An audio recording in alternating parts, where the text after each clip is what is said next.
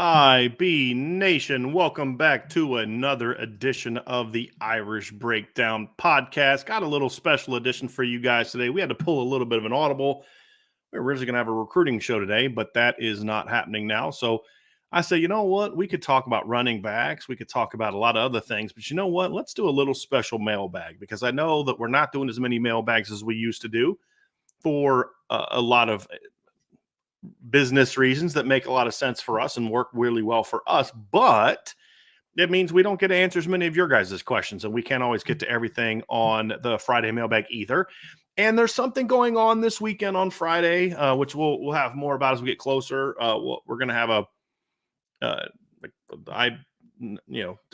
not sure if what we're allowed to say or not allowed to say, but so we have something Friday, so I don't know if we're going to have a mailbag on Friday. So I was like, let's do one today. And then, of course, about 1:55, I got a phone call from my really good source, and we were able to get caught up on a lot of things with Notre Dame recruiting. So I'm going to be able to put some stuff on the premium board after we're done. And so that's why I was late. So I do apologize, but it was definitely one of those things where there are certain people that when they call, it's kind of like, yeah, you kind of got to answer that one. And you've got to make sure that you spend the time on that one. So that was one of those deals. So I got a chance to do that. But we are going to have a mailbag today and going to have some fun. You guys can get your questions in. Obviously, if you put an MB on there or if you put a mailbag emoji, I will get to that as best I can.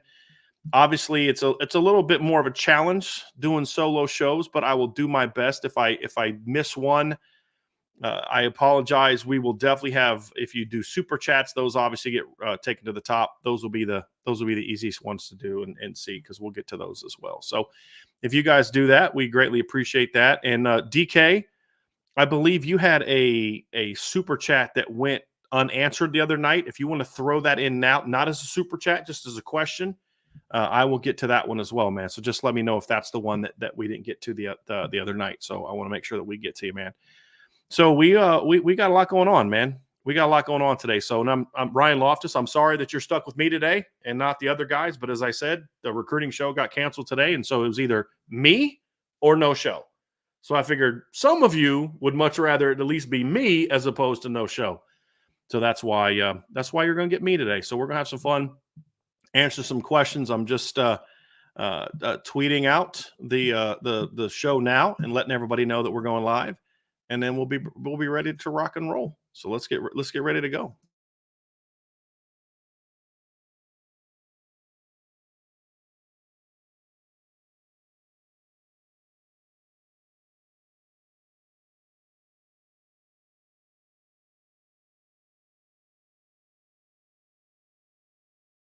All right, let's see what we're going to get kicked off with today. We're going to get kicked off with my guy Iden Benami. He's going to jump right into recruiting.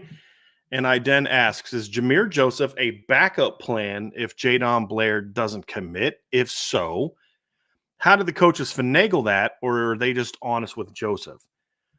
I don't think it's the answer to that question is it's no, he's not a backup if Jadon Blair doesn't commit.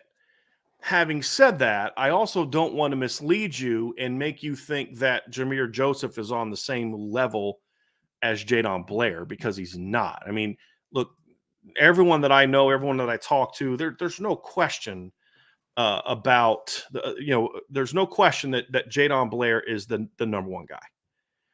And there's no question that he is the sort of the missing link at safety in as far, or not in safety, in this class to truly make this just I don't know how they top this in future years. And so that they feel that way, but they've also really liked Jir Joseph for a long time. And to show you how much they like Jir Joseph, let's give you a little timeline as we talked about this. When did we start hearing about Jir Joseph as a corner? Kind of early May. Well, what happened in early May? You were coming fresh off of the Dallas Golden commitment that gave you cornerback number 2. Within about a week, Mark Zachary had let the staff know he was coming too. So at that point in time, it was like you were done at corner. That's kind of why, and they knew that's what they were going to do. That's why they backed away from some other players who committed elsewhere.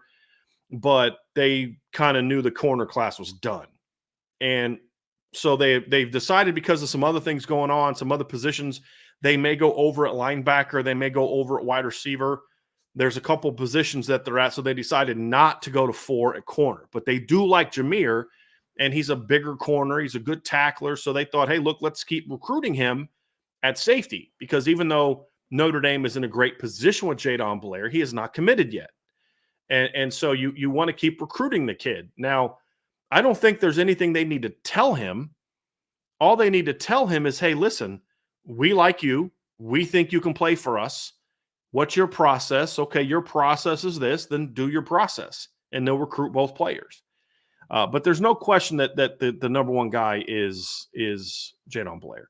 So I don't think it's a situation where right now, based on what I have heard and what I've been told, I don't think it's a situation where they don't like Jir, would tell Jir no. I think they like him a lot. It's just the timelines match up well.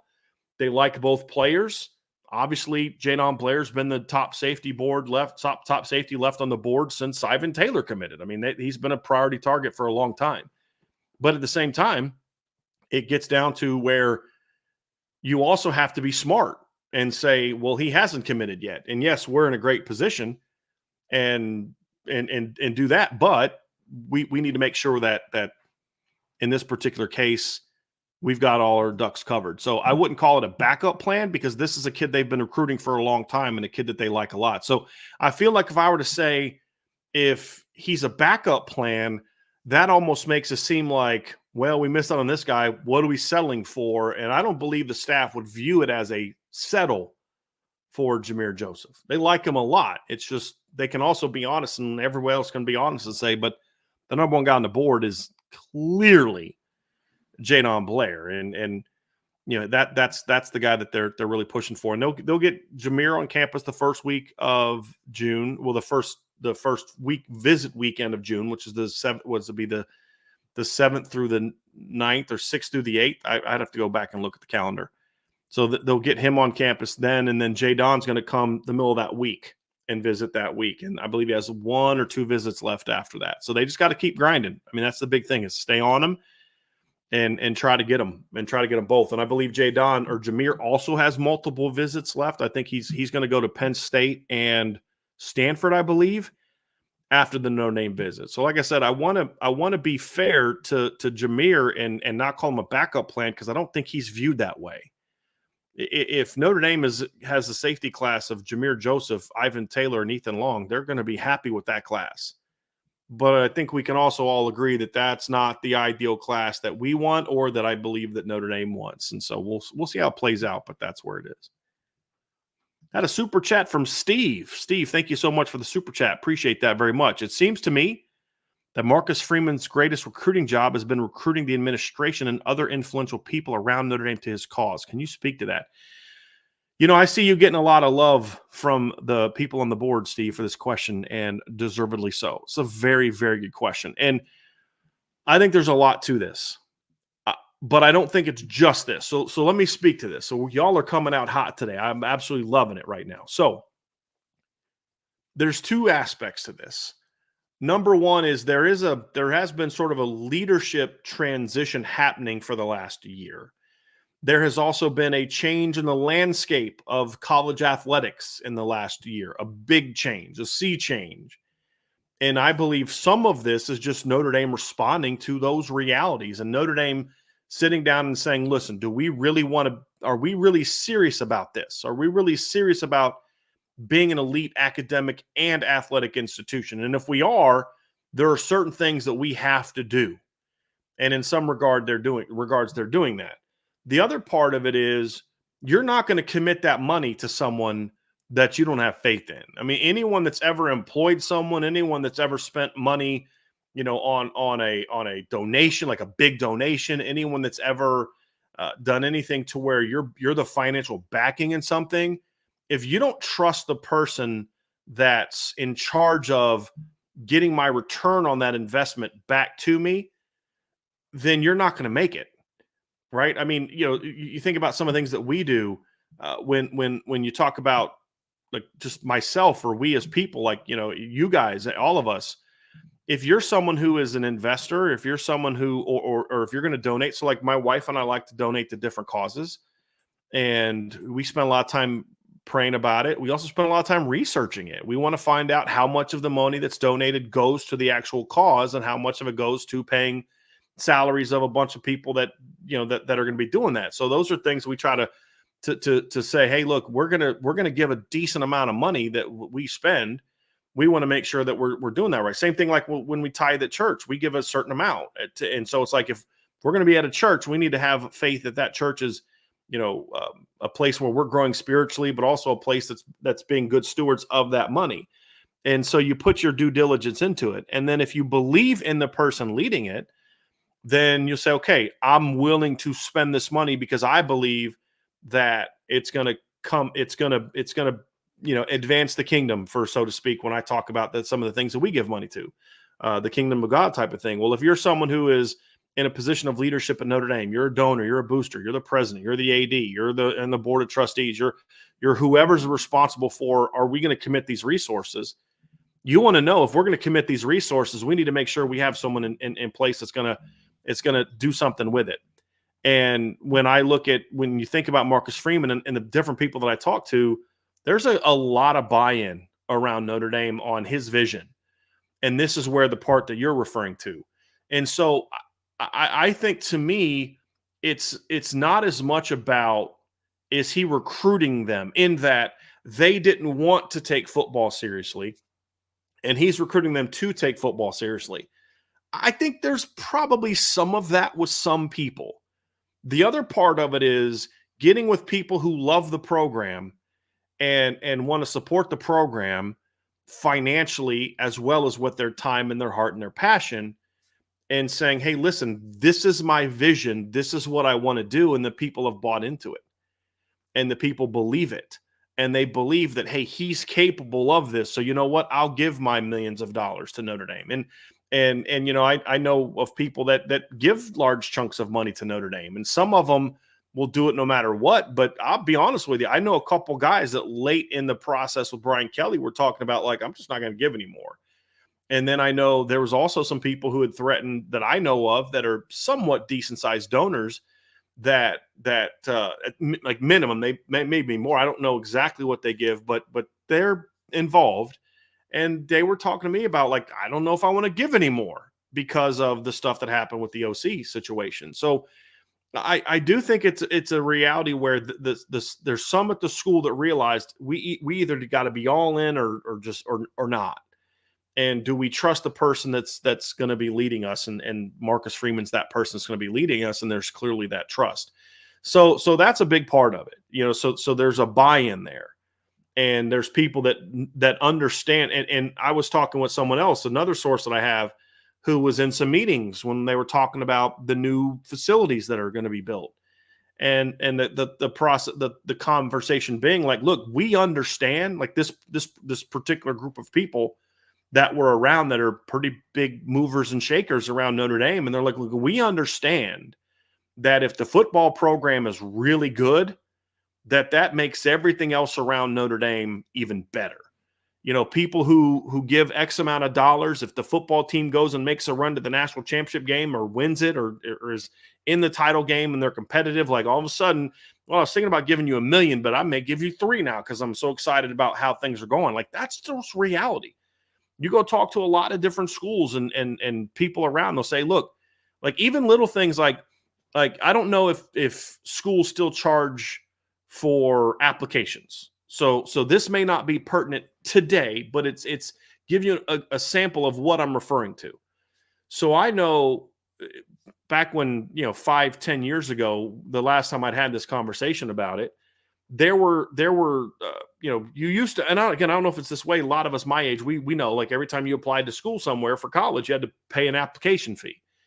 And so you'd see teams that won championships in major sports, and this was even true at the Division III level.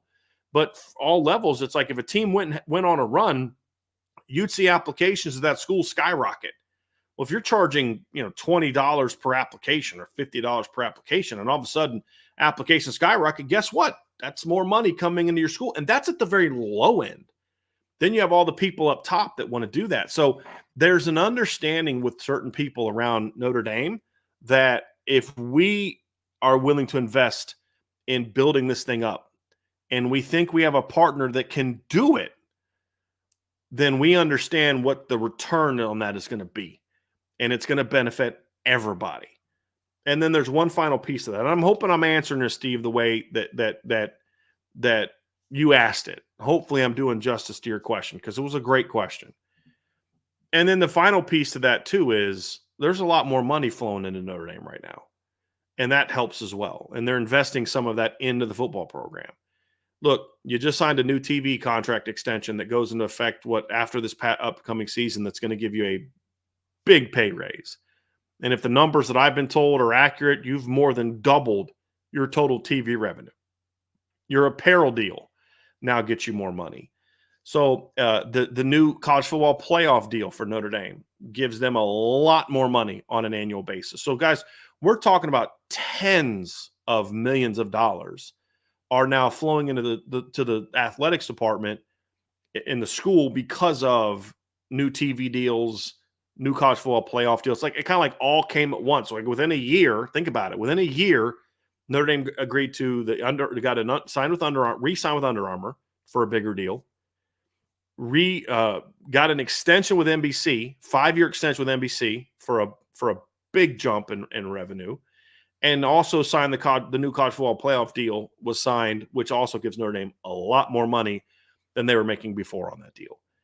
So there's a lot more money, and they're spending a lot more of it. So would they have spent as much money as they did on Lauren Landau and Mike Denbrock and Al Golden and Mike Mickens and some of the moves they've made? And if they didn't have all that, maybe. I don't know. I can't tell you the answer to that, but I do know that as they've had this windfall, and it's a pending windfall, because all of it hasn't quite kicked in yet.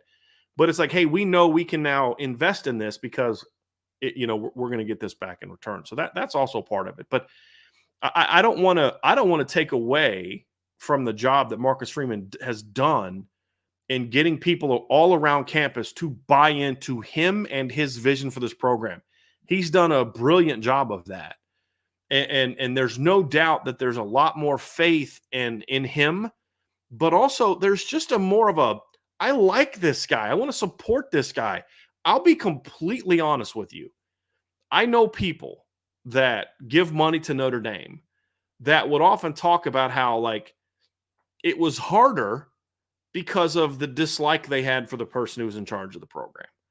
And it was almost like, Ryan and I were talking about this recently, and I've said, I don't know if I've ever said this on the show, but it's almost kind of like if you'd have won under the previous guy, it's almost like you're happy because you're a Notre Dame fan, but you're almost kind of like, but man, he's such an unlikable person.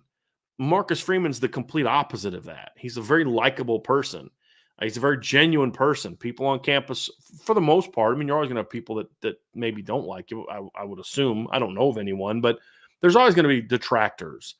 But there's a lot of supporters for Marcus Freeman. He's at the lacrosse game yesterday, and he's got three of his players there. You have Sam Asaf, you have Tyler Buckner, and of course Jordan Faison are there, and he's there.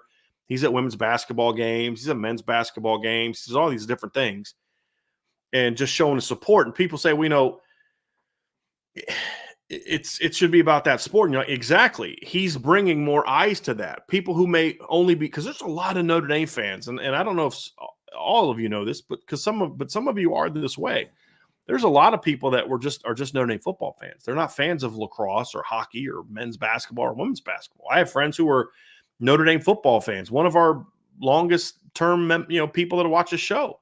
Irish for life, I believe, is an Indiana basketball fan. Doesn't hide it. He's an Indiana basketball fan, Notre Dame football fan, and kind of a Notre Dame Indiana football fan, but loves both.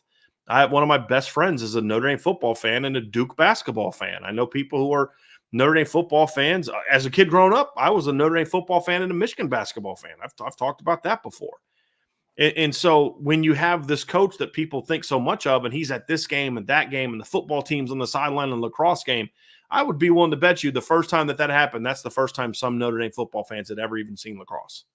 I promise you that was the case. And that's appreciated by a lot of people. Smart people appreciate that. Hey, the football coach is the big man on campus. He's the big dog on campus. I don't care how many games you've won. How many of people in here can name who the fencing coach is? I can't.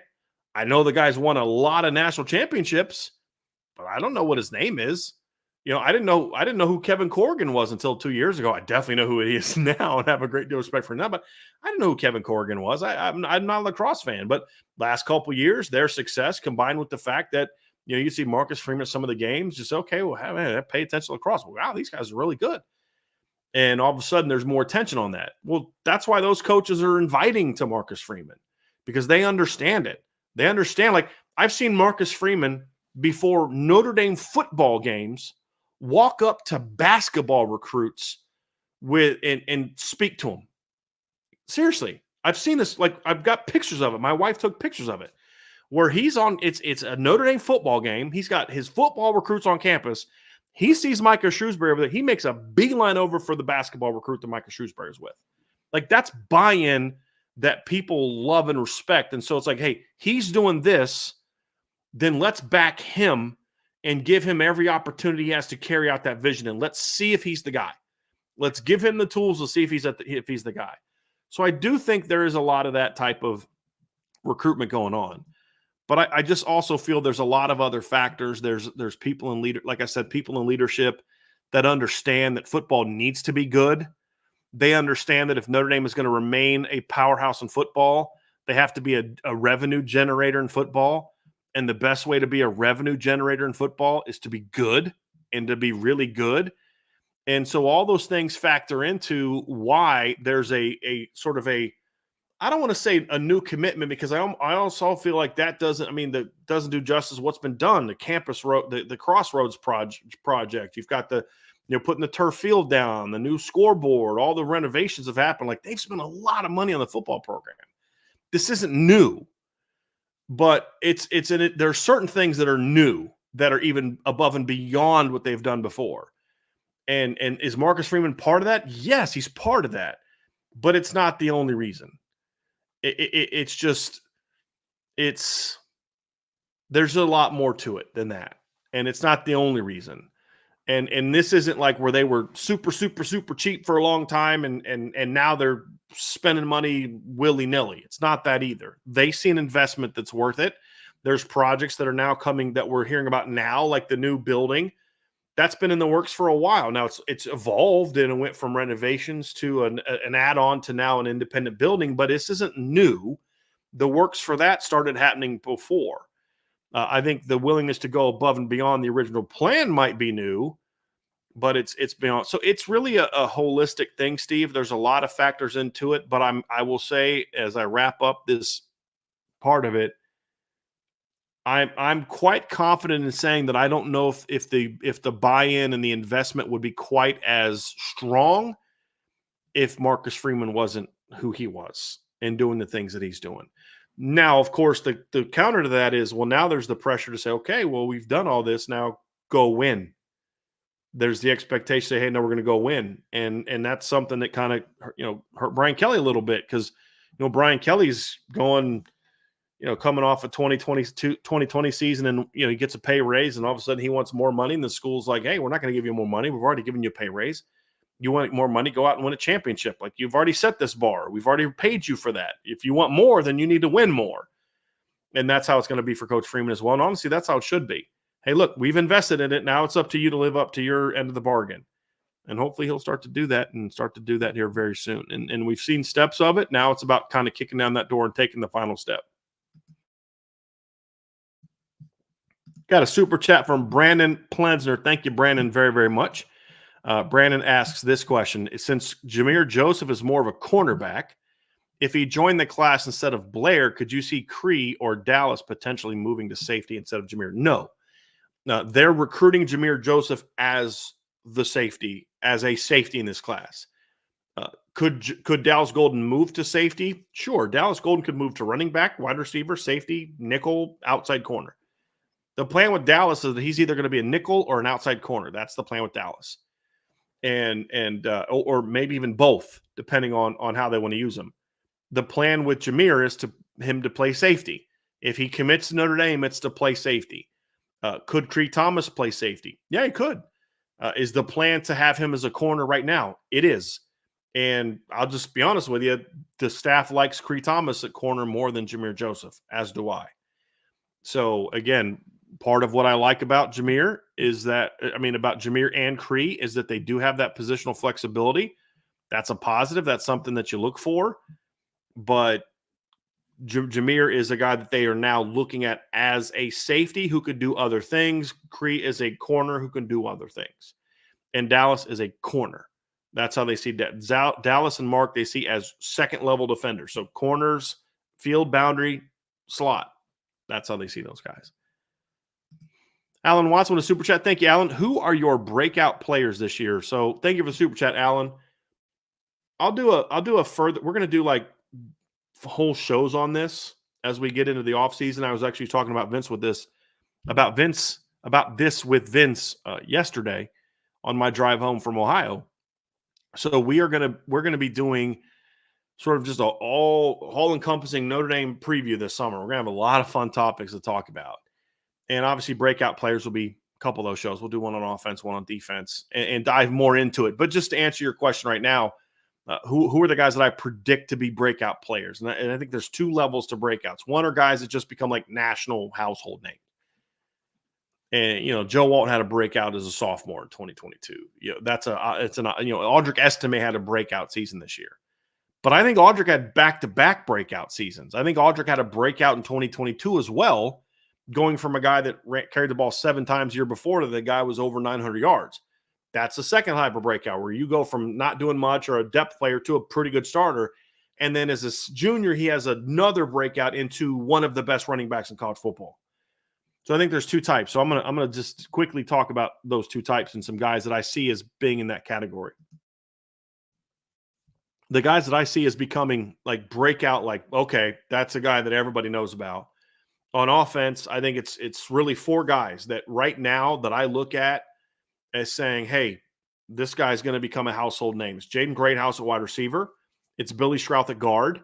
And then the top 2 running backs, Jeremiah Love and Jadarian Price. I think those 4 guys are going to become household names and star players that are just like, people know that aren't Notre Dame football fans. They take things to another level. Then I think you're going to see a guy like Chris Mitchell is not going to have the same type of breakout as Jaden Greathouse, because I think he's going to be more of like like their number 2 leading receiver, number 3 leading receiver, like a really important piece of the puzzle, but not the guy like I think Jaden's going to be. But his production is probably going to be less than it was at Florida International, but he's going to be a much more known player now and a very important player in what Notre Dame is doing because he went from Florida International now to Notre Dame. I could see Bo Collins maybe kind of jumping into that conversation as well. I could see that also. Bo's a guy that has some potential, and then there's other receivers that could have it, but Jaden Greathouse is my top guy in that category. Some guys that I think are going to start to get known, but maybe their breakouts coming in their second breakouts coming a year from. I mean, Jagasaw is a guy that people will start talking about a lot more this year. Going from a guy that only started 1 game to others. I think Ashton Craig's a guy to keep an eye on for that. And Rocco Spindler's another one that I could see having a breakout year. I think he showed flashes last year. If he can be more consistent, win that starting left guard job, which he hasn't, he hasn't done yet as far as the end of spring. He's another guy that I could have as a potential breakout as well. So that would be my group of players that I would look at. Defensively, like Drake Bowen's going to be a breakout star. I think Drake's going to be really good. I think Jaden Osbury is going to have that second type of breakout where he's going to go from a guy that didn't play a lot to a guy that maybe is a year away from becoming like a star, but is going to be a very good football player for Notre Dame this year as part of a rotation and how they're going to use him. I think that trying to think of different players. Oh, here's one. Christian Gray. And Christian Gray is going to be a big time breakout player for Notre Dame this year. And Jason Onye is another one, as not as the kind of breakout like Howard Cross had, but people are going to be talking about him a lot, I think, this year when you start talking about the D-line. Like, hey, we know Cross is a beast. We know Mills is a beast. But, man, this Jason Onye guy, he's a pretty good player.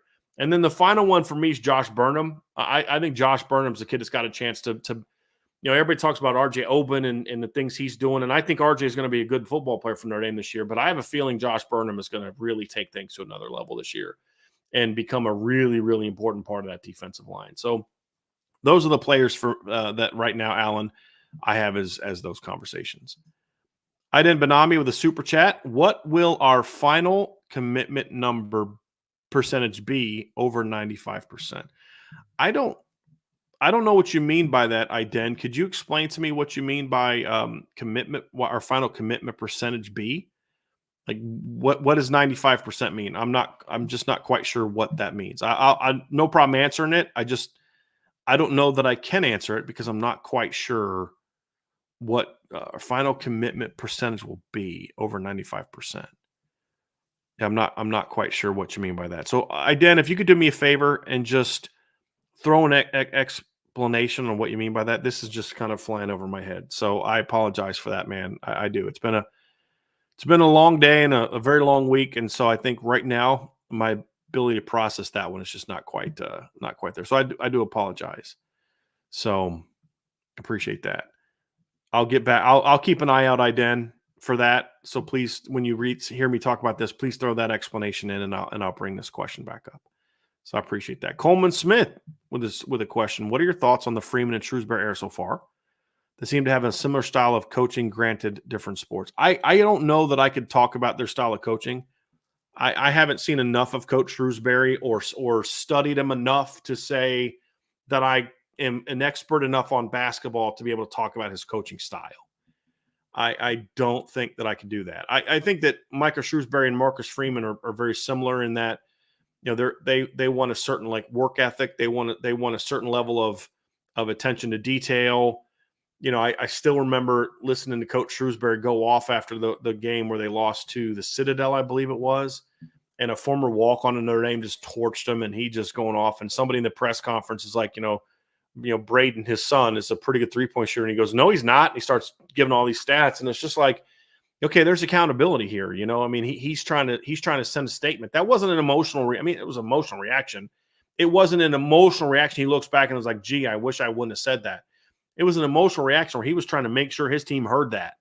And they came out and battled after that. So I think he walked into such a different situation than Marcus Freeman did. Marcus Freeman walked into a situation where there were holes and there were flaws at Notre Dame. There were things within the program that Marcus Freeman had to overcome.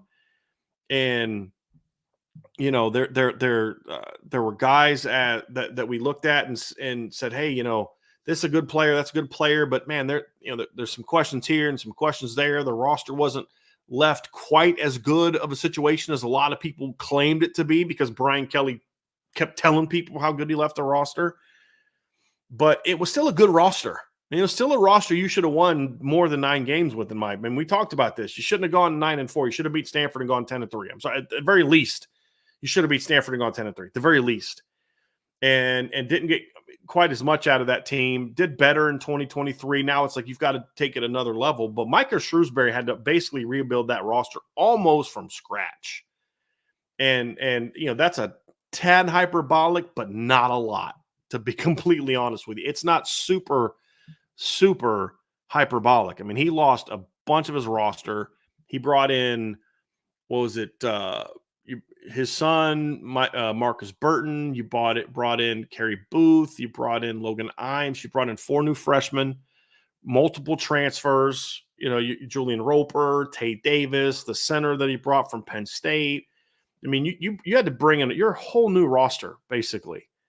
And then you've got a culture to build and a culture to change where Coach Freeman was more about having to adjust the culture.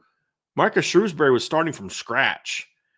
And in some ways, Coach Ivy's situation was a little bit like that as well. but I don't think they're similar situations. I mean, and so it's unfair to me to look at Notre Dame basketball when Micah Shrewsberry stepped up and compare it to the era that Marcus Freeman has had because of what they inherited. Like I've said this before, like the start of the season was bad, but I really enjoyed watching the basketball team second half of the year. And they'd lose games, but you're like, man, this team competes, they battle, they scrap. They're just not quite there yet. They're very young. They're a new team kind of being put together on the fly a little bit, and it's just going to need some time. But you see certain things in the program that you're like, if he can keep building on that, they're going to be okay. And so it's just a real different situation, in my opinion. But I mean, I've heard great things about both of them from people around campus and around town as guys. Again, there's a lot of belief in who he is. He's just going to need time. You know, that's really going to be the big thing. And because again, Freeman is changing the culture from what it was, building on certain things he liked and then changing the things he didn't. Shrewsberry is just brand new. There is no culture. I mean, it's a brand new team. We've got to build it. We've got to create it and go from it that way. And so that's really what it comes down to at that point in time. It's a good. Thank you for that. Iden Benami, I'm assuming Marion Dye is not a culture fit at Notre Dame. I don't want to say that, Iden, because I don't know that to be true. I just know that he's a guy that's a local player that's highly ranked that Notre Dame never showed any real interest in. And I have to think that it wasn't a film evaluation thing. I would have to think that. But I also don't want to say what it is because I don't know the kid and I've never had a conversation about it because it's just he was never a target. And I'm sure at some point in time we'll find out more specifics. I mean, I've been told some things, but it wasn't anything disparaging. It's just, we got to go in a different direction. So it has a little bit to do with that. USMA 87. I saw a post about a group of receivers with Riley Leonard and CJ Carr. Any significance of that or the absence of Minchie and Angeli? Saw another question down there was about that as well. Let me see if I can find that one also as we talk about that. I thought I started that one as well. But yeah, there was another question about here we go. For my den, can we get just a few minutes to talk about the wide receivers, Riley and CJ down in Alabama? Gets me fired up. So USMA, number one, is there any significance to that? Of course there's significance to it. Absolutely. When you've got your starting quarterback and another one of your quarterbacks and a future quarterback commit, signee who's a currently commit, working out with, I think it was seven. It was Chris Mitchell, Jaden Harrison, Bo Collins. So all the transfers were there. Jaden Thomas was there. Deion Colsey was there. And Jaden Greathouse was there. So I believe it was those six. I'd have to find the picture again and see it. Give me 1 second to look at this here real quick and pull that picture up. So we had it on the board. So let me just follow that, bring that picture up a little bit because I believe it was just those six receivers that were there. But anyway, point is, it's significant because obviously it's showing that they're putting the work in. It's showing that they're bought in, that they're committed to what they're doing. It was 1, 2, 3, 4, 5, 6. Yeah, it was those six receivers. It shows that they're putting the work in. It shows that there's a commitment from the receivers and from Riley Leonard to say, hey, we got to learn and get on the same page. There's a commitment from CJ Carr to say, hey, look, if I got an opportunity to go get better, then I'm going to go get better. And obviously having Deuce Knight there, I think Deuce lives like an hour to hour and a half away from there. So it would make sense for him to be there. But look, this is what you got to do. I mean, you've got to put in the work in the offseason. You've got to say, hey, look, we've got to meet up. We've got to find time on our own to come together. We're not just going to wait till we get back for official things. We're going to put in some work on our own. And that's what this was. That's what this time period was. And so, look, I'll just tell you guys this. There's a lot of excitement from the player level about how good they think that this team can be. And that's fine. I mean, you can be excited as you want. I've had teams that were excited about how good they're going to be, and then you find out what guys are doing over the summer. Because when I coached, we had a lot less control over what guys did in the summer. We could basically send them workouts, and those up to them to do it. We didn't have summer school and summer workouts and all that. But you found out pretty quick the guys that were excited about things and the guys who were wanted to work at it and be great. And what you're seeing are guys that are putting in the work. Now, Are they just doing it these couple days and then nothing else? Okay, well then it won't have that much of an impact. But usually when guys are willing to make this kind of commitment, they're making the other part of the commitment as well. And so hopefully that continues and goes. And I know there's talk about, why wasn't Kenny Minchie there? Why wasn't Steve Angeli there? I wouldn't read into that. Look, you don't have much of a window in between the end of school and when players report back for the summer, and they're going to be back on campus, I believe, sometime late next week, I believe, or early, maybe Monday the following week. Sometimes, like, look, maybe you had a family vacation planned. Maybe they have another workout that they were a part of. Maybe they were, maybe they had a commitment that they'd already had, and hey, we're throwing this workout together, and guys like, hey, I had this thing already lined up. I can't be there. And so there's all types of reasons why it wasn't like they weren't invited. It's not like they don't care. It's not like they're sitting at home eating Cheetos and stuff like that. It's just usually in a situation like this, everybody gets the invite and some guys just can't make it work because of certain things. I mean, maybe my family, I don't have a lot of time, and my family, we schedule this vacation every year at this time. And you can't move your entire workout around one guy. Hey, this is what we're doing. We're going to get together. And for all we know, there's other workouts that they're a part of and that they're at. We don't know the answer to that. So I wouldn't read into that negatively. I'd just read positively in the stuff that we did see and the commitment that you're seeing from the veteran players. And look, like I said before, I've talked to enough people to say, man, boy, there's just a lot of excitement about how good this team can be.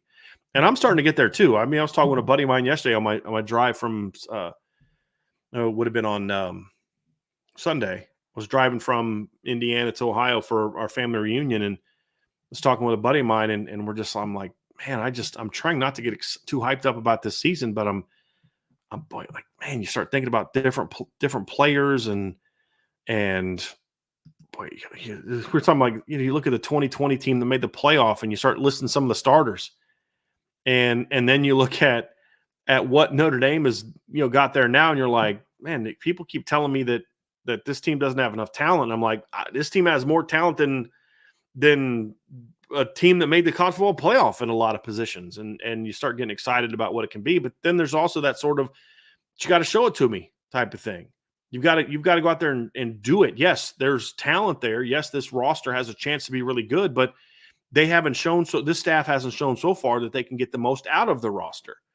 It gotten close, but they haven't done that. So we're going to have to see if they can do that. That's going to be the big key. Can they go out and can they build this team in a way that gets the most out of the potential and talent that they have? That's the big question. And if they can show that, I love the talent of this roster. But it's gonna they still, like, that's the thing, is like there's a lot of excitement, but there's still that show me that you can show up on show me that there won't be any Syracuse's or Stanford games this year from 22. Show me there won't be a Marshall game from 22. Show me there won't be a Louisville game from 23. Show me there won't be a Clemson game from 23 where your team just wasn't locked in the way you need to. And if they can show that, and the coaching staff can get the players to play at a more consistent level, if you have the leadership across the board that's needed. And I'm not saying it wasn't there. I'm just saying all the ingredients that they go into getting there. The player level leadership has to be top notch across the board. It can't just be a guy. It's got to be every position group to a degree has to have some level of leadership structure. That's earned, not given. Okay, guys, you're the leader. No, it's got to be like, I'm the leader. Let's do this. And then you got to lead by example. That's leadership. Saying you're the leader and then not leading by example is not leadership. It's just words. And so you look at it from that standpoint, and you say you do those things, you show that you can be more consistent, and then the talent upgrades. It's like, okay, this team has a chance to be really, really good, but they still got to show it. And things like this just kind of get you a little fired up about that, because you're like, okay, they are putting in the work. They are doing these things. I mean, the one throw from Deuce Knight, we didn't see anything from Riley or CJ, but the one throw from Deuce Knight, the second one, was like high and out in front, and just watching Bo Collins reach out and snatch that sucker, you're like, all right, okay. Like, it gets me excited. Now, for all I know, he dropped the 3 before and dropped 3 after. We don't know, but that's all we get right now. So when you see it, you get kind of fired up about it. And that's certainly where I'm at, because there's a lot of talent on this football team. So Iden did follow up. Appreciate that, Iden. He says, sorry, should have been more clear. Just overall, how many will stay committed to Notre Dame? Last year was what? 23 of 26. So far this year, you've had one decommitment so far. And I could see another decommitment. Am I missing somebody? They've only had one decommitment so far, right? And that was from CJ May, correct? I'm drawing a blank. I don't believe anyone else has decommitted. No receivers have decommitted. Who's the other? Have they had another decommitment? No running backs. Oh, Nate Roberts, the tight end. They've had two decommitments. So Nate Roberts and CJ May. So you've got right now 22 of 24. I could see another decommitment happening. I mean, I could see a scenario where the staff just says, hey, we can't turn this really good player down. And so we're going to add another position player at this particular position, which then leads to a kid saying, hey, I'm kind of been passed up and leave. I don't see a scenario right now from everything that we've heard from all sides that there's anybody right now that's thinking about flipping. There was one player that took a visit to another school that got dealt with pretty quickly. But outside of that, I don't see anybody I'm not talking about Deuce Knight because I know that's where everybody's mind immediately goes. It wasn't Deuce. It wasn't Ivan Taylor. It wasn't Christopher Burgess. So just just let it play out. And if you know who it is, don't put it in the chat so people talk about it because don't want it. We're not going to dive into that right now. But I could see a scenario where if they fill up at certain positions, they could say, hey, look, we're going to keep recruiting this guy because we had a really good season. And the kid may say, hey, writing's on the wall there. I may need to leave. It would be something like that. I don't see it being I don't see a Peyton Bowen situation. I don't see a Keon Keeley situation. And part of it is because the staff has learned some lessons from those losses. And now it's like, hey, if you're going to do this, then don't commit. And they've been willing to take those chances. Like with Mark Zachary, there was a time where Mark was very close to committing back. I think it was in February, but he wanted to take more visits. So I was told that the staff said, just don't rush anything. Just go take your visits, and when you're ready, we'll make it happen. Same thing with Dallas Golden. Like I was told, because Dallas visited, and I think it was like February, early March, and we were told then that he was really close to committing and might have actually said, hey, I'm coming, but I want to take more visits. And the staff said, that's fine. Just do what you got to do, because they've learned, look, we could pressure a kid into committing or maybe lose them, or we could just say, hey, look, let the process play out. And then if you get them, then you got them. And they're doing more of that. And that's resulted in some players ultimately still committing early, but they did it on their own terms, not in the same sort of let's expedite the process maybe like they had in the past. That's what I would say. So, they're at 22 of 24 right now. I think Notre Dame gets at least 4 more commitments total, which would put them to 26. So I think they're going to get at least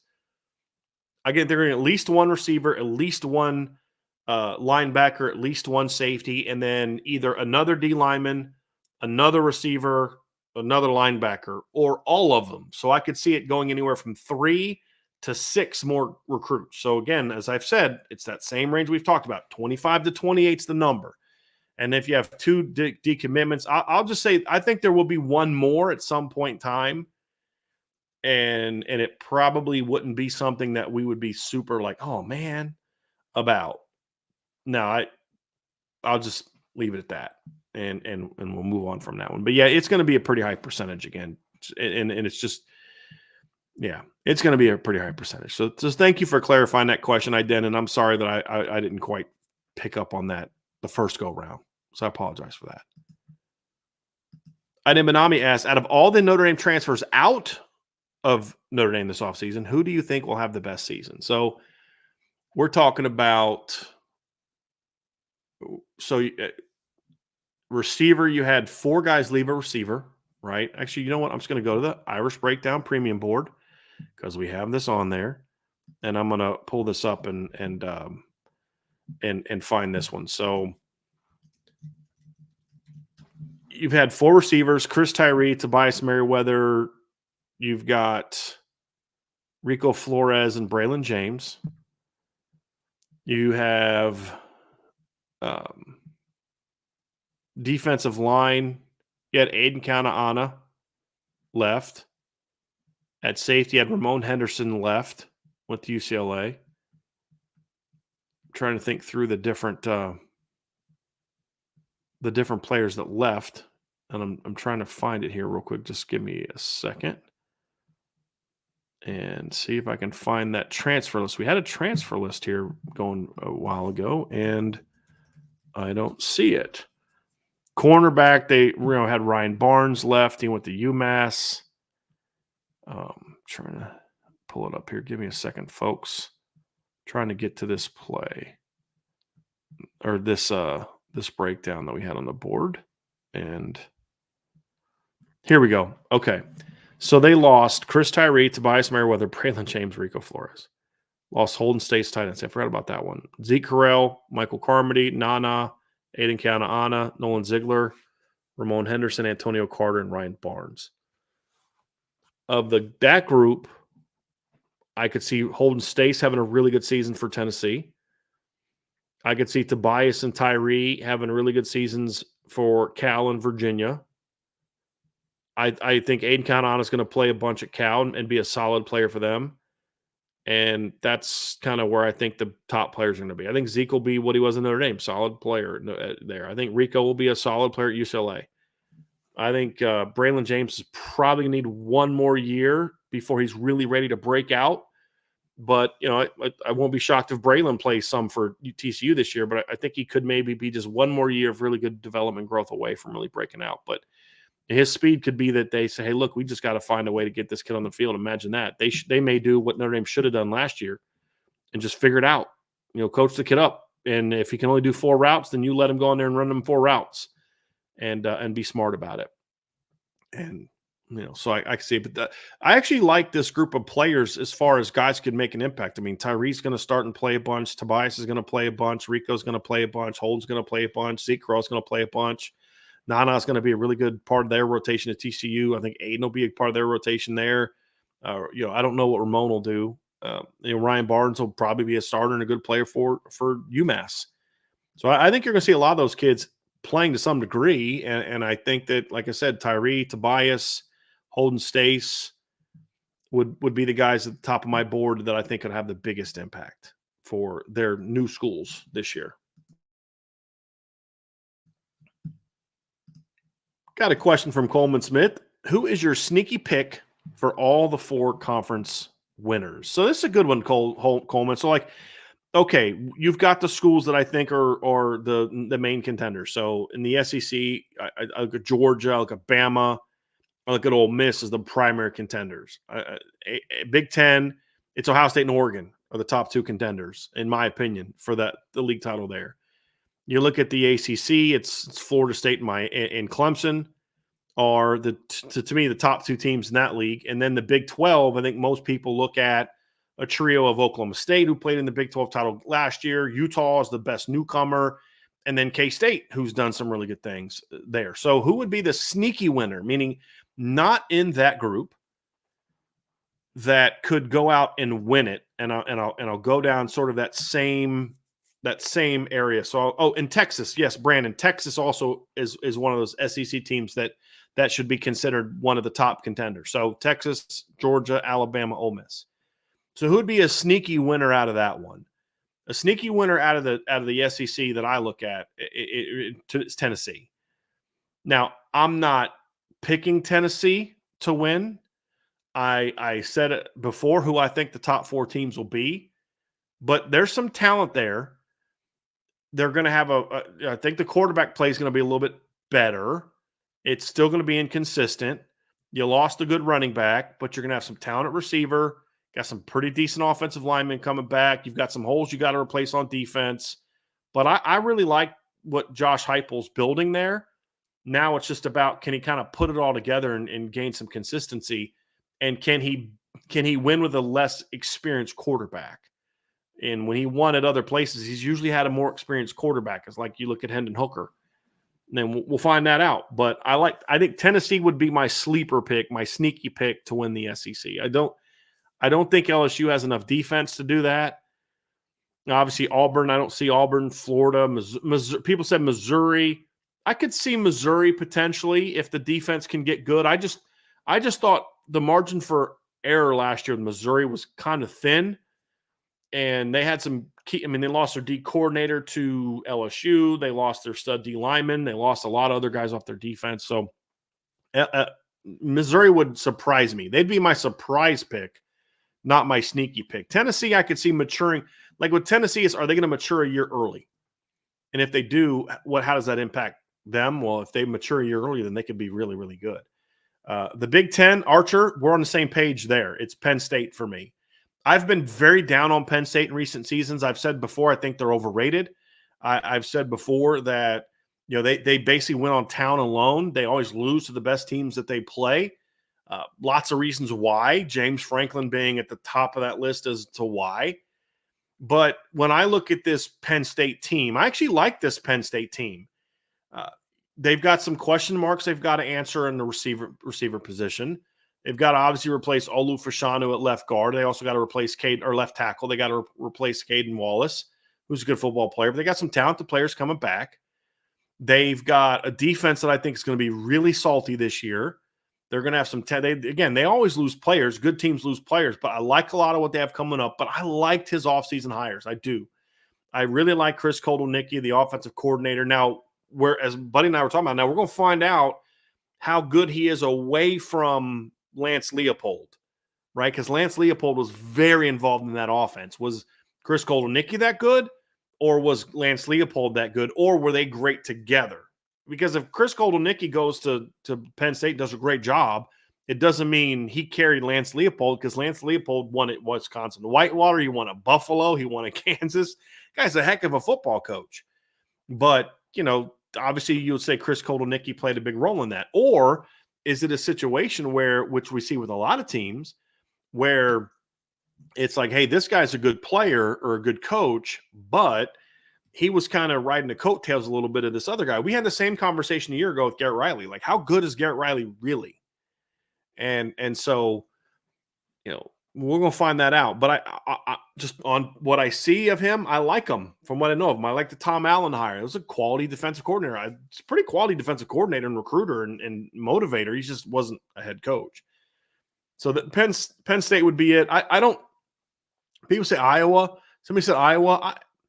I could see that. I mean, if Cade McNamara is healthy, if Tim Lester's just a solid defensive coordinator – Iowa's always going to have really good, secondary talent. And when you look at Iowa's roster this year, I mean, because a lot of times it comes down to, what's your roster and, what's your schedule, I should say. And can you go, do you have Georgia? People say, well, I said last week, one of my bold predictions is there won't be any undefeated Power Fives. And the first thing, Georgia. I'm like, have you guys who are saying Georgia actually looked at Georgia's schedule? Like, they have to be one of the greatest teams in history to go undefeated against that schedule. That's going to be hard. Then you look at teams, you're like, I don't think this team's going to be that great, but their schedule sets up nicely for them to maybe to outplay their schedule. Well, when you look at Iowa this year, you can say, well, I think Iowa's got a chance to be a pretty good team, and their schedule, I think, works out somewhat well for them. They do play at Ohio State. And I've always said, if you're a team that's going to play a team that's just way better than you, I'd rather play them at their place than at your home place. Because it's like, look, if we're going to lose to them, let's lose them at their place. That way we're getting somebody at home that we have a better shot at beating. They get Iowa State at home. They get Troy at home.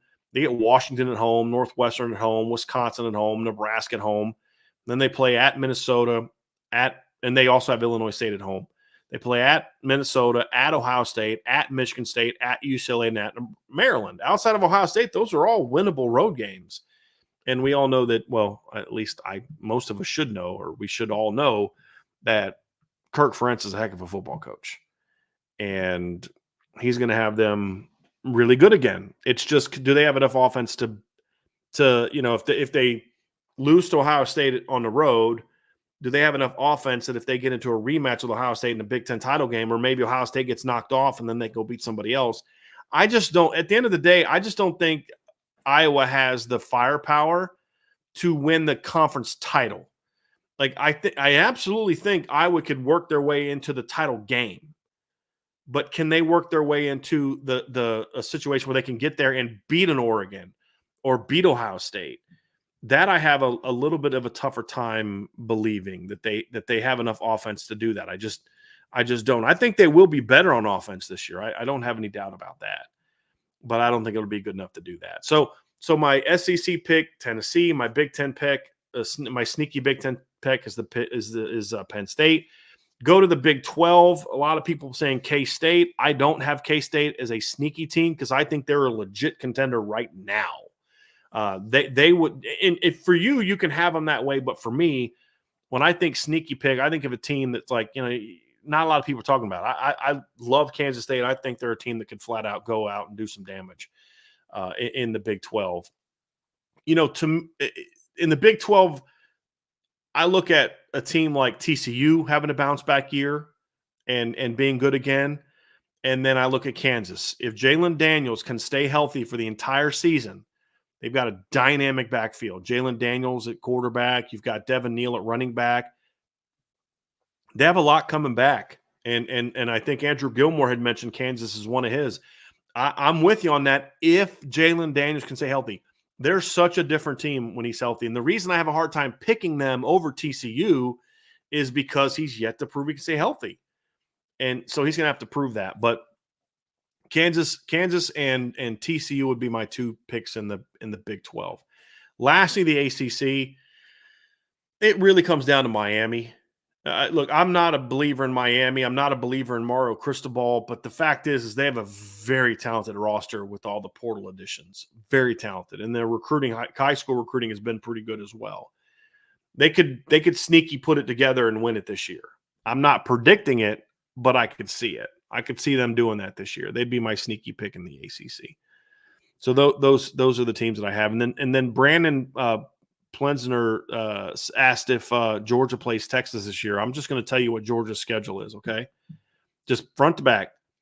Versus Clemson in Atlanta, Tennessee Tech at home, at Kentucky, then they got a bye week, then they play at Alabama, home against Auburn, home against Mississippi State, at Texas, bye week, Florida in Jacksonville, at Ole Miss, home against Tennessee, home against UMass, home against Georgia Tech.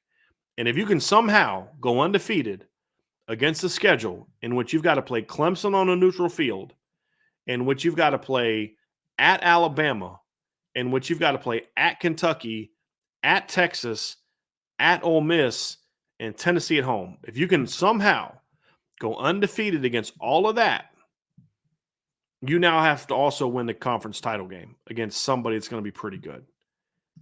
And that's not going to be easy. So they're going to have a brutal schedule this year, in my opinion. A very, very brutal schedule. And I know a lot of people hammered them for their schedule last year, and their schedule was incredibly soft last year. But I gave Georgia a little bit of a pass on that because the schedule wasn't supposed to be that soft. It's not their fault Florida's down or the Tennessee took a step back. But the big reason is they had scheduled Oklahoma. And it was the SEC, I believe, that canceled Oklahoma game because Oklahoma was coming to join the league. So that put them in a tough spot, and they replaced them with somebody that wasn't good because it was really late in the process. So I don't actually blame Georgia for their soft schedule the way that I blame Michigan for their soft. Michigan purposely scheduled a very weak non-conference slate. Very weak. Georgia didn't. Georgia tried to play a tough non-conference schedule. It's just the league stepped in and said, no, we're not going to let this game happen. And then, of course, Florida's down and Tennessee's down, and that just softened their schedule a bit. But they also played Missouri, and it just kind of worked out that way. So I don't put a whole lot into Georgia's schedule because Georgia's been a team that's never been afraid to play people. They played Boise back when nobody would play Boise except for Oregon. They played Notre Dame at home and home. They've played Clemson a bunch over the years, non-conference, and they always have to play Georgia Tech. And that's the thing too is, they not only have to play Clemson but not a non-conference this year, but they also have to play Georgia Tech. And there's years where Georgia Tech's a pretty good football team. I don't know that this year's going to be one of them, but I've always respected the way Georgia has tried to schedule, at least in the last 15, 20 years. They've tried to schedule good out-of-conference games. It just doesn't always work out that way.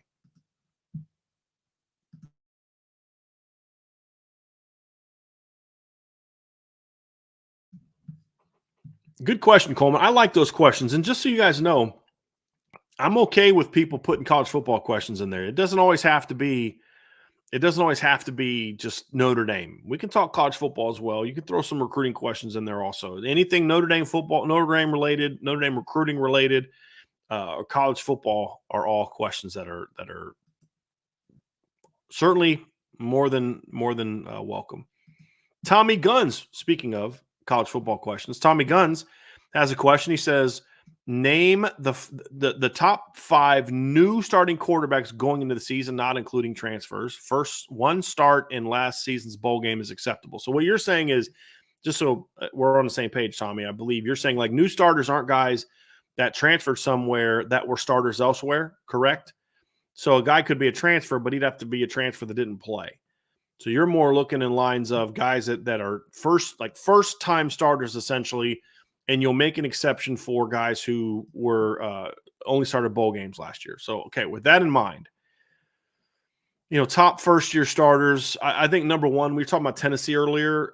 I don't think Nico's quite the elite top 5 player that people thought. He's got talent, but he's still a good quarterback.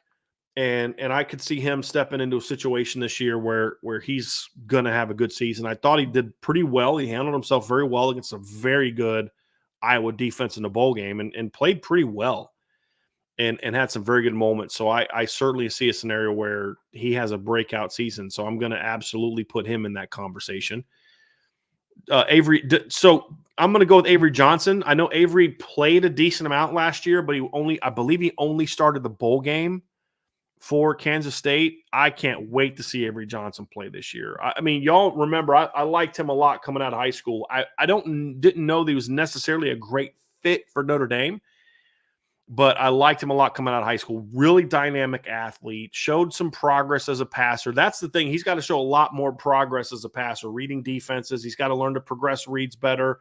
He's got to be a little bit more accurate as a thrower, but he's got arm talent. He's got a lot of arm talent. He's a super dynamic runner, and he's just one of those guys that you're just like, I mean, you could say, hey, you got the perfect play call. You defensive line, had a good pass rush, and if one guy misses him, it's out. I mean, he's going to take it, and he's going to make a big play. He's a very dynamic player. So I'm putting Avery Johnson in that conversation as well as guys that I'm keeping my eye on, just kind of going through the different leagues right now, some different guys that I have on my eye on for this season. So just give me a second because I got to kind of scroll through this and see who the guys I like are. So obviously Dylan Gabriel's not on there. Let's see here. Well, if Miller Moss takes over at USC, I don't know that I'd have him for sure on that list, but I'm certainly going to keep my eye on him just because he's playing in a system that's going to allow for a great deal of production. And we all saw what he did in the bowl game. I mean, he put up great numbers in the bowl game. I'm not sure that translates to the next season for an entire season. But when you look at, he's going to have talent around him. He's going to have Zechariah Branch. He's going to have Deuce Robinson, some other veteran players that are going to have really good talent around him. The question then becomes, I think Kyle Ford's coming back. The question then becomes, can he make some plays when he needs to? Well, he did in a bowl game. I don't put a ton on bowl games, but you also can't ignore it. When it's that impressive, you can't ignore it either. And then the system, of course, is going to be really good. America's Truth Teller mentioned Malachi Nelson at Boise. I know Ryan mentioned that the other day as well. I need to see it from Malachi. We both agree that if Malachi has his head on straight, that he could be that guy, but I need to see that he's going to have his head on straight before I'm ready to jump on that bandwagon, to be completely honest with you. I'm not there yet. I can't be there yet. Another guy, well, and here's one that I'm not sure if this necessarily qualifies as a new guy, but I think it does, is Nussmeier at LSU. He's played a decent amount. I don't know that he started more than a game or two. I know he started the bowl game with Jay Daniels out. He's not going to be the elite player that Jaden Daniels was. He's not going to be Joe Burrow, but is he a solid player? He's a solid quarterback. I think he's going to put up good numbers in that system, and he's going to have good talent around him. So to me, I think he's going to be a good player for them this year. I do. I do. And very good offensive line, as Andrew Gilmore says. He's going to have a very good offensive line. Mason Taylor is going to be a junior now at tight end. And so he's going to be a year older, a year stronger. He's got 2 years under his belt. Their running back class is pretty solid. So I think Nussmeier could be one of those guys as well. I think Garrett Nussmeier. It's Garrett Nussmeier, correct? Doug is his dad, I believe. So he would be one. He could be one. I could see as being one of those guys. So those are the guys I kind of look at. I'm gonna have to look through it, some other teams, and just to kind of see who exactly has new guys, new starters. But it's going to be an interesting deal. Somebody asked about Cam Ward. Cam Ward doesn't count. This is new starters, guys that haven't started more than like a game, not guys at new schools, because otherwise I'd have talked about Riley Leonard. It's a good question there, Tommy. Coleman Smith asks, who outside of Notre Dame will be the most impactful incoming transfer in college football this season? Boy, y'all are asking some big picture questions that take some thought, which I like. That is good. Biggest impact transfer this season. Well, the first thing that I want to say, I want to say Caleb Downs just because I think he might be the best transfer. But I don't know if he's going to have like that same kind of impact that maybe like a quarterback would have. I think you mentioned Riley Leonard is that guy, but I'll say this like about the conversation we were having earlier. If Miami wins the ACC, a big reason for that is going to be either Damian Martinez or Cam Ward really breaking out and having an impact. I could see Dylan Gabriel. If Oregon's going to make a run at the national title this year or winning the Big Ten even, Dylan Gabriel is going to have to be a really good player for them. So that's obviously one that you look at. So those are some guys just kind of off the top of my head as I look through the different leagues that are going to be that. And this will be something that we'll talk further about as we dive into the season previews. We're going to have different days during the week where we're going to actually have a college football segment where we're going to talk about things like this, top quarterbacks, top running backs, top end transfers, coaches on the hot seat, all that kind of stuff. So we're going to have a lot of fun this summer. Breaking all that stuff down. But, here's another guy, Dylan Edwards at Kansas State. We were talking about Kansas State earlier.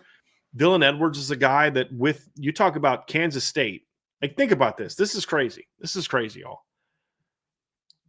Two of the most dynamic backfields in all of college football are going to be in Kansas this year. Just dynamic, like athleticism, like big-time playmaker. Jalen Daniels, we all know, is a really impact player when he's healthy. Now, he hasn't been able to stay healthy, but when he is, he's really good. And then, of course, Devin Neal, the running back they had last year, is a really good football player for Kansas. He's coming off of a year in which he rushed for 1,280 yards, 16 touchdowns. Just looking at his numbers now, 6.3 yards per carry. And then if you can add Jalen Daniels to that conversation, and he can get back to being the guy he was the year before, when in just 9 games he ran for 419 yards, 7 touchdowns, playmaker outside the pocket, inside the pocket. And then at Kansas State, you might have the most explosive 1-2 punch at quarterback and running back. And I believe Dylan Edwards is going to be playing running back for them. I could be wrong. So somebody correct me in the chat if I'm wrong, but I thought he was kind of like a hybrid running back slot receiver. But when he's in the backfield, Dylan Edwards is a legit 4-3 guy. And Avery Johnson is going to be one of the most dynamic quarterbacks in college football as an athlete.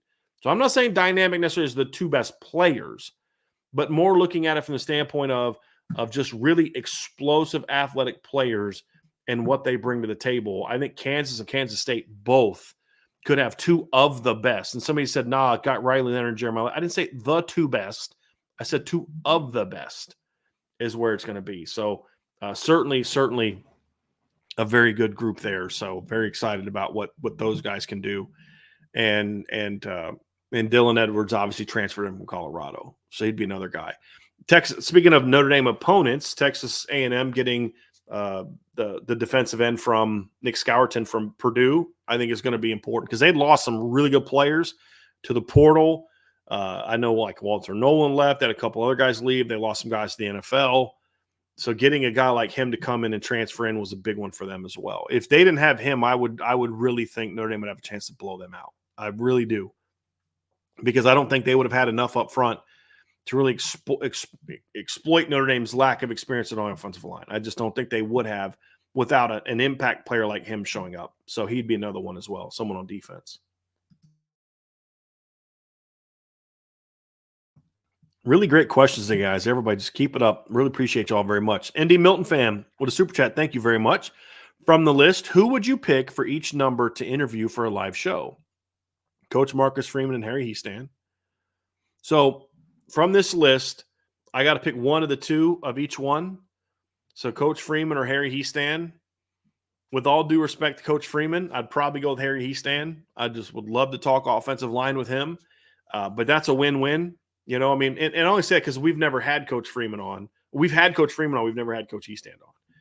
But and Coach Heastan would be a great interview. Just I'd get him on here. I just would talk ball with him. You know what? I may reach out and see if we can maybe do something like that, and just have him talk offensive line play, just what he believes in and what he teaches and all that kind of stuff. I wonder if you guys would like that.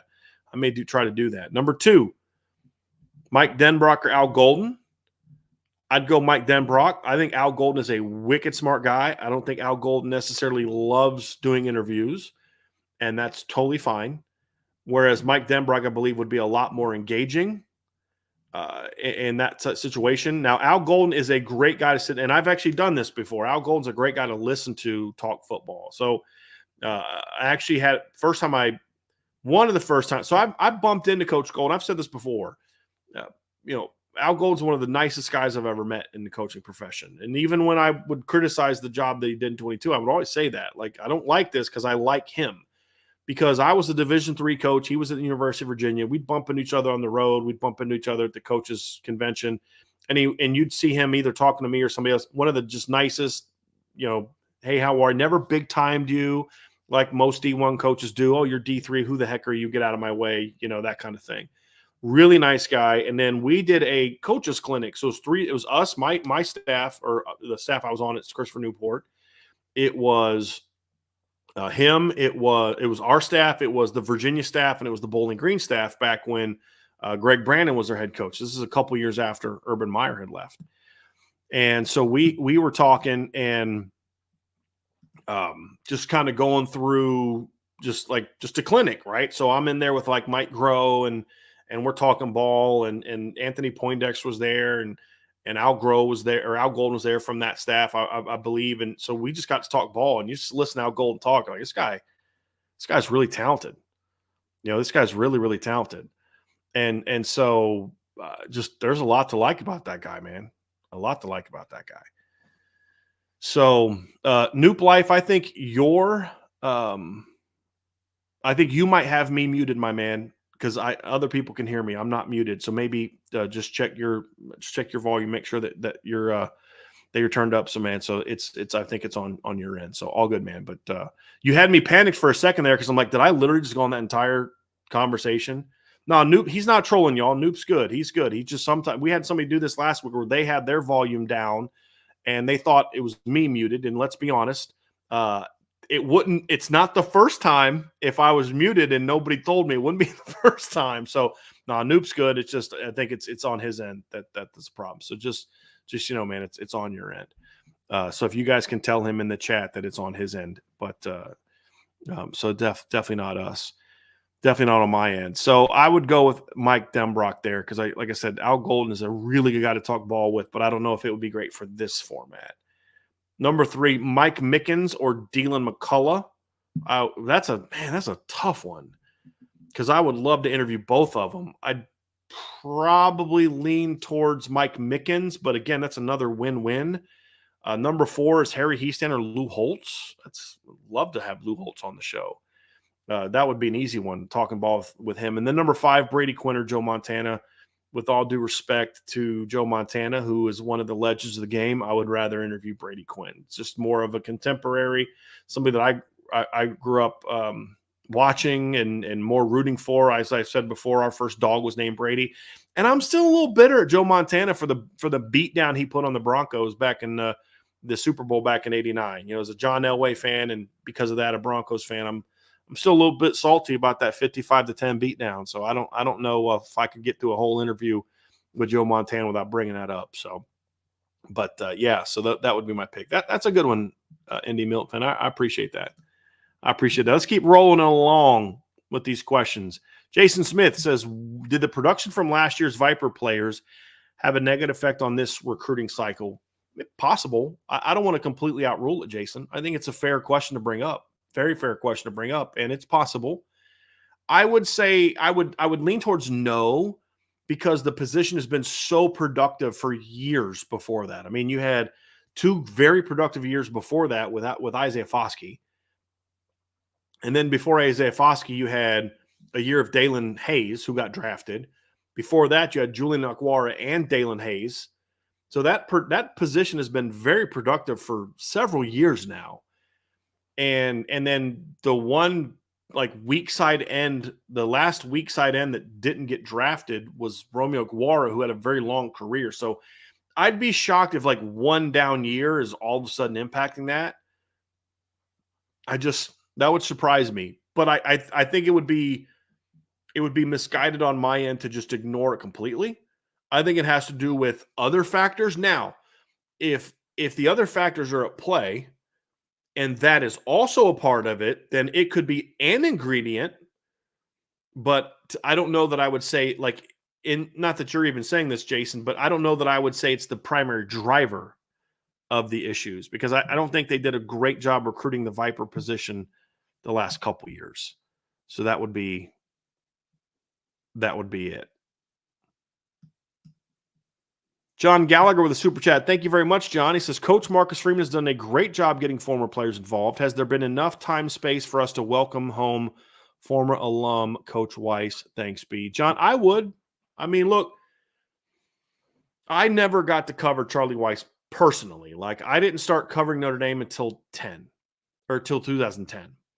So, and Charlie Weiss is one of those weird figures in that you'll meet some people that loved him and some people that really didn't like him. And I can understand why, based on some of the things I've heard. But here's the thing about Coach Weiss is, no, he didn't get the job done. He failed at Notre Dame ultimately, and he'll tell you that. But at the end of the day, he's also someone who had a very fun 2-year stretch that all of us remember, coached some legends at Notre Dame. And he was a guy that never made excuses that I remember about why he didn't succeed, or, oh, it was Notre Dame's fault or whatever. And 3, he's a guy that loves Notre Dame. And so would I like to see Coach Weiss back for some event? Sure, I would. And also he was involved in a lot of different things around the community, raising money for different charities that he was very passionate about. So I would be fine seeing him. And I wish that I would hope that the crowd would treat him respectfully, because look, Coach Weiss just wasn't good enough to get the job done here. It wasn't for lack of effort, and it wasn't for a lack of passion about Notre Dame. He loved Notre Dame. Just didn't get it done. Just simple as that. He just didn't get it done. And that's okay. That doesn't make him a bad guy. Like how I would view Charlie Weiss's failures are a whole lot different than how I'd view Ty Willingham or Bob Davies. They would be guys that I wouldn't be as excited about or as thrilled about, or whatever the case may be. Like, those would be guys that I'd be like, hey, you need to, that guy gave you everything he had. He just wasn't good enough. And that happens sometimes. Some guys, you can love a guy and respect the heck out of him and want him to be part of what you're doing, and he's just not good enough, or it's just not the right fit or whatever, and he just doesn't get the job done. You still love him, still respect him, still thank you for the time that he gave you. Sometimes it's just good to move on. And so that's kind of why I'd feel the way that I would. So thanks for the super chat, John. All right, good one. And again, as always, super chats get moved to the top of the line. Bobby S. with a question: how big of a favorite do you think Notre Dame is for Blair, and what would the staff do if Joseph wanted to commit before July 5th? So just so we're clear, July 5th is the day he's announcing his commitment. He will commit to whoever he announces for on the 5th before July 5th. So I would imagine once his visits are over, he'll let the team that's going to get him land him. We've talked a lot about this on the message board. They've been the big favorite for a while, guys. I don't know how else we can say that. I mean, I this is what I literally wrote the other day in an article I wrote. This wasn't even something behind a paywall. This was literally an article that I wrote. This is what I said about Jadon Blair. So again, I'm not giving you privileged information behind a paywall. I said, Blair, this is what I wrote. Blair's down to Notre Dame, Penn State, Michigan, Florida State, Virginia Tech, and Louisville. Notre Dame is the leader, but the staff will need to finish things off, obviously, because he hasn't committed yet. He's theirs to lose. And now Notre Dame needs to figure out a way to make sure that Blair still feels the same way when he makes his decision known on July 5th, which is his announced commitment date. So, I mean, they've been the leader for a while. We've said that. When people have said Penn State, when people have said Michigan, we've been very, very adamant that no, Notre Dame's the leader. Notre Dame will have to screw this one up not to get Jadon Blair. They would have to screw it up. And so what I said earlier at the beginning of the show is true here. Jir Joseph has a process planned. You tell him to carry out that process, just like you're telling Jadon Blair. If he wants to take visits, you let him take visits, and then when he's done, hopefully you got a chance to seal the deal. And that's the position that I think Notre Dame is in with him. So they got it close. Like, it's not a done. Like, Jadon has not committed to Notre Dame. Like, I'm just being honest. He has not told Notre Dame, I'm coming.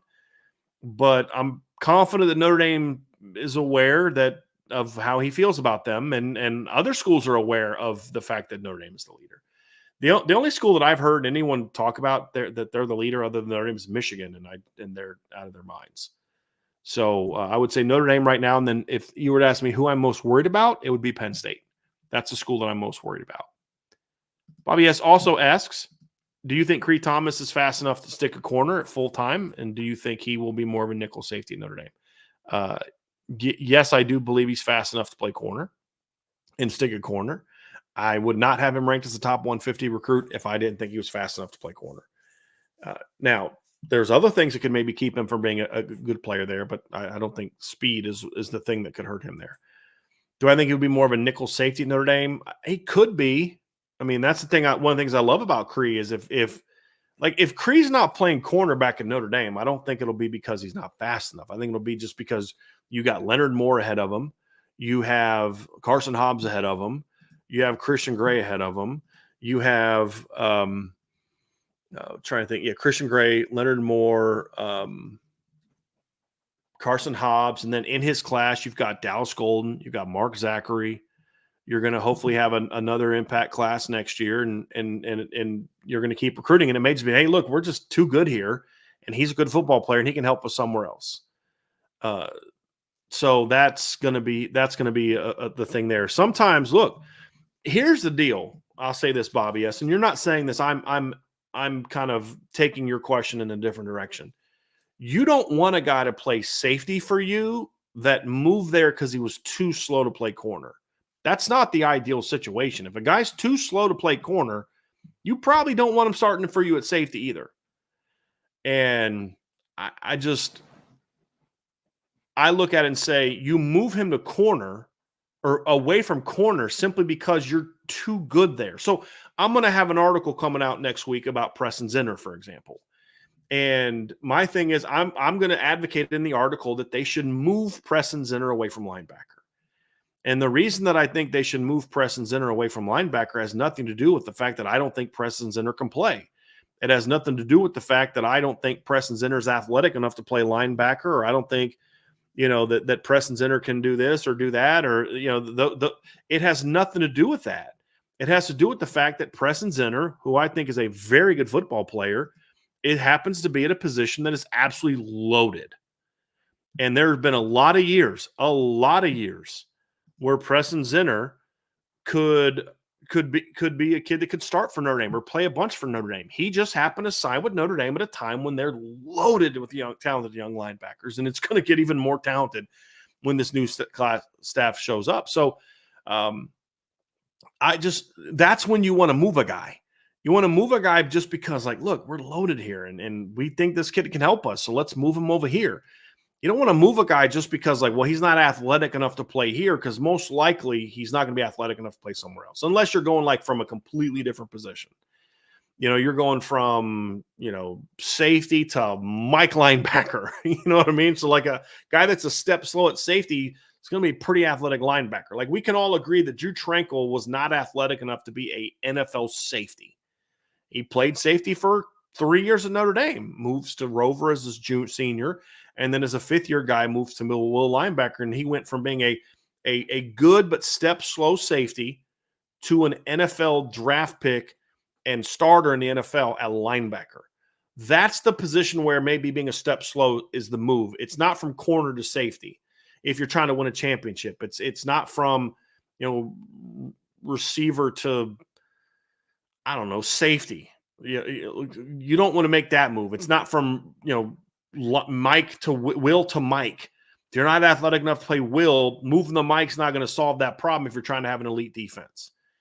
So those are all different parts of it that I look at and say, hey, these are the position change you want to move. So Cree, I don't think would have to move because he's too slow. I could see other guys as being better players, and you feel like that kid could help you out. That's how I see it. So it's a fair question, Bobby. Super chat from ND Milton fan. What was the quality of the Notre Dame program roster post Brian Kelly?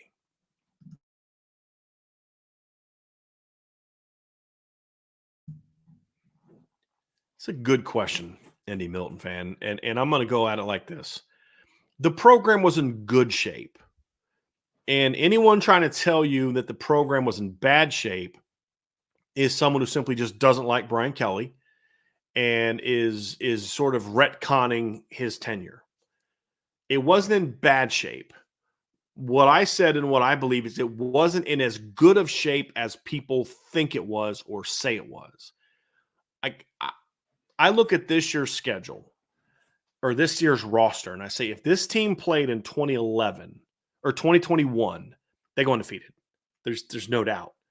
If this team played in 2020, there's no question they go undefeated in 2020 in the regular season. If this team played in 2019, I think this team goes undefeated. I think this team would go on the road and beat that Georgia team in 2019. Not this year's Georgia team, the 19 Georgia team. I believe that team also lost to South Carolina that year. And I think they beat Michigan. Like, this roster is really good. Brian Kelly benefited from being in Notre Dame in a tenure at the end where USC was down, Stanford was down from what they were, and they progressively got worse. The schedules were made relatively manageable. You had a COVID year where the schedule was going to be somewhat challenging. In 2020, they were supposed to play Arkansas. They were supposed to play Wisconsin on top of, I believe, Florida State was supposed to be on that 2020 schedule as well. And they stayed on it. And so it was, USC was supposed to be on it. And COVID kind of ruined that. The 2021 year, it was meant to be a tougher schedule. You had Wisconsin on the neutral field. You had Florida State on the road. You had Cincinnati at home. You had to play at USC in 2020. Hold on, 2021 they had USC at home, and you had North Carolina. It's just USC was down, Stanford was down, Florida State was down, Wisconsin was down, and it just worked out that way. And that allowed Notre Dame to beat some teams that they were able to beat. When you look at what Marcus Freeman inherited, you had a culture that needed fixing. You had a very entitled culture. I'm a veteran, so I should play. You had a culture that settled for a lot more than they should have. You had a culture that didn't have the same level of buy-in because they didn't see the buy-in at the top. That's why they responded so well and aggressively to Marcus Freeman being hired. You had a team that was woefully lacking at certain positions, depth at quarterback. You look at running back, depth was shaky when Marcus Freeman first took over. They had to kind of overcome some woes, and that was starting before even the staff came. With Jadarian Price being landed, the receiver recruiting was a mess. You were landing good players, but then you were moving guys to different positions. Then you'd have years where you just completely just whiffed at receiver. You had other years where, you had some guys with some potential, but it didn't pan out. But because you were short on numbers, then you have guys leaving because they don't want to play for the receivers coach. The receiver position was in a huge mess at the time. Depth along certain positions was a problem. I mean, you think about the linebacking core now, this is in year 3 of Marcus Freeman. This is, there should be seniors and fifth-year seniors that were recruits of Brian Kelly that we're looking at, and there's one, Jack Kaiser. That's it. And you look at the rest of the roster, and it's all Marcus Freeman commits because the linebacker depth chart was a mess. And then, of course, the secondary was a mess. I mean, the safety depth chart was a mess. Think about it, if they don't move Xavier Watts to safety, what does the secondary look like last year? Cornerback's the same thing. You were trying to overcome some issues at cornerback. Fortunately, Cam Hart was able to be moved. Fortunately, Marcus Freeman came in and landed Benjamin Morrison and was able to kind of fix the problem quicker than maybe people thought. But if you don't have some of those position changes, Notre Dame's a different football team. And you can't say like, well, they knew that was going to happen. That's not the case. So there were just some positions where the roster was a lot worse off than people thought it was going to be. I mean, you look at this year's offensive line, it's going to be a very young offensive line. Why? Because that 2020 class and that they had a huge screw up with Zach Zinner, maybe could have landed him, but completely dropped the ball in his recruitment. You remember Wyatt Milam, who's considered one of the best offensive linemen in college football at West Virginia, wanted to come to Notre Dame. They slow played him, could have had him, chose not to get him for silly reasons. I could give you a lot of circumstances where you look back and you're like, what the heck were you guys thinking passing on this kid or that kid or the other kid? And, there was just no reason for it. And it just was bad recruiting, lazy recruiting, no accountability, a lot of different reasons why. I mean, your 2021 offensive line class should have been Blake Fisher, Joe Walt, and Wyatt Milam. And they chose not to go that route. So there just were a lot of misses there to where now you kind of have to rely on some younger players. You have to depend on some of those younger guys to be effective and to go out and give you the kind of production and support that you need. And they've had to overcome those with younger players. There are just too many positions on the current roster even that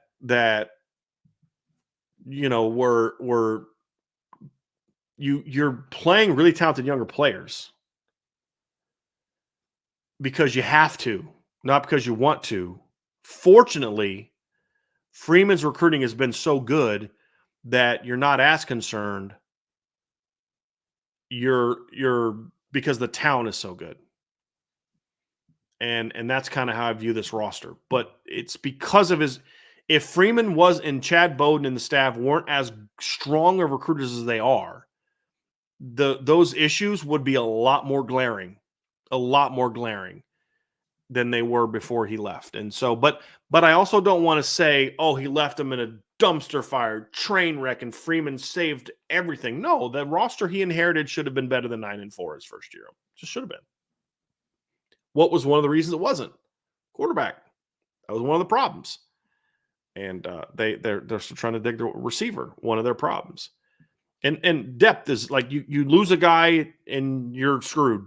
It's the talent's been good at receiver. It's just you didn't use it properly at times. But then if this guy gets hurt or doesn't pan out, you're in trouble because your numbers were so thin. And that's really what the problems were in a lot of different ways, a lot of ways. So I've argued this before. I mean, think about the first team that Marcus Freeman had in 2022. Talented team, good football players. Michael Mayer, Isaiah Foskey, good football players. Then think about Brian Kelly's first team. And think about the players Brian Kelly had on his first team. Dane Christ, 5-star quarterback, Sear Wood, Theo Riddick, Michael Floyd, Tyler Eifert, Zach Martin, Chris Watt, Braxton Cave. Lewis Nix committed before you even hired a head coach.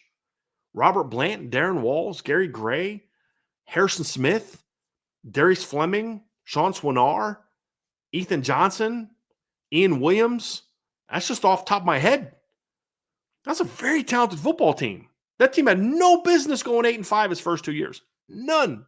You can't tell me there were 10 teams in a 2-year stretch that had more talent than those Notre Dame teams that had a mess of first-round draft picks on those teams. Mess of day 1, day 2 draft picks on those teams. You went 8-5.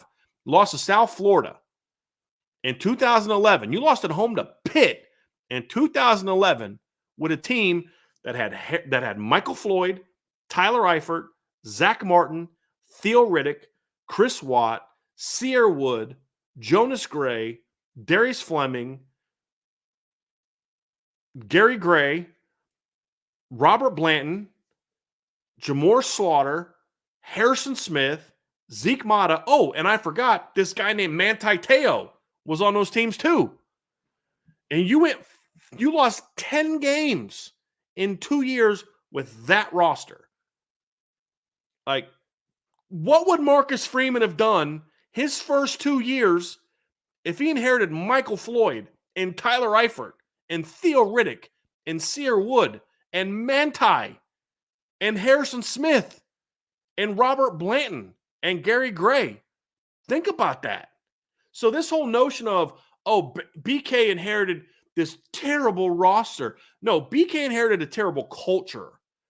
BK inherited a program that wasn't investing in the resources the way they needed to. Those had to get fixed. But y'all can miss me with all that noise about how, like this clown Colin Cowherd who couldn't name you 5 kids from Notre Dame's 2020 team or their current team, talking about, the roster the BK inherited. Really? Your offense had, 4-5 first-round draft picks on it, and you couldn't score on Navy. You couldn't outscore Tulsa, a freshman quarterback. Shouldn't have mattered. Do I need to list the players that you had again? I don't care. I don't care if you had a walk-on playing quarterback against Tulsa. And that was a good Tulsa team. G.J. Kenny was their quarterback. Charles Clay, a tight end. It's freaking Tulsa. You're Notre Dame. You had Manti, Lewis Nix. Dane Chris got hurt. Okay, great. You still had Michael Floyd. You still had Tyler Eifert. You still had Zach Martin. You still had Chris Watt. Still had Braxton Cave. Still had Trevor Robinson. Still had Taylor Dever. Still had Manti, Harrison Smith. You shouldn't have lost to that team. You shouldn't have lost to that team.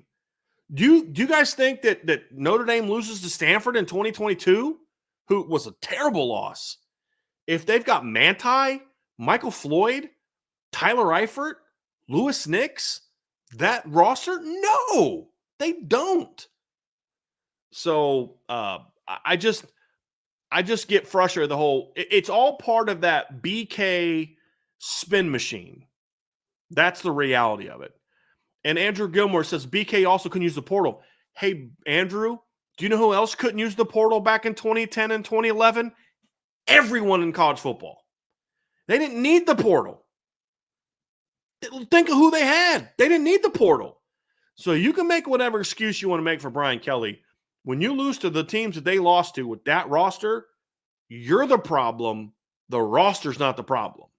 So I don't even want to hear that mess. I don't want to hear that mess at all. So that was more the issue, is you didn't build it the right. Oh, and TJ Jones was a 1,000-yard receiver and a draft pick. He was on those 2010 and 2011 teams as well. Forgot about TJ. So people can miss me with all that noise about, it's better now. It was this, that. No, stop believing I told y'all for a decade that this is not the case. How long did I tell people? Some of y'all have been listening to me since even before BGI. I still get DMs. Hey, I've been reading you since when you were at ISD or whatever. And what have I been saying since y'all have known me?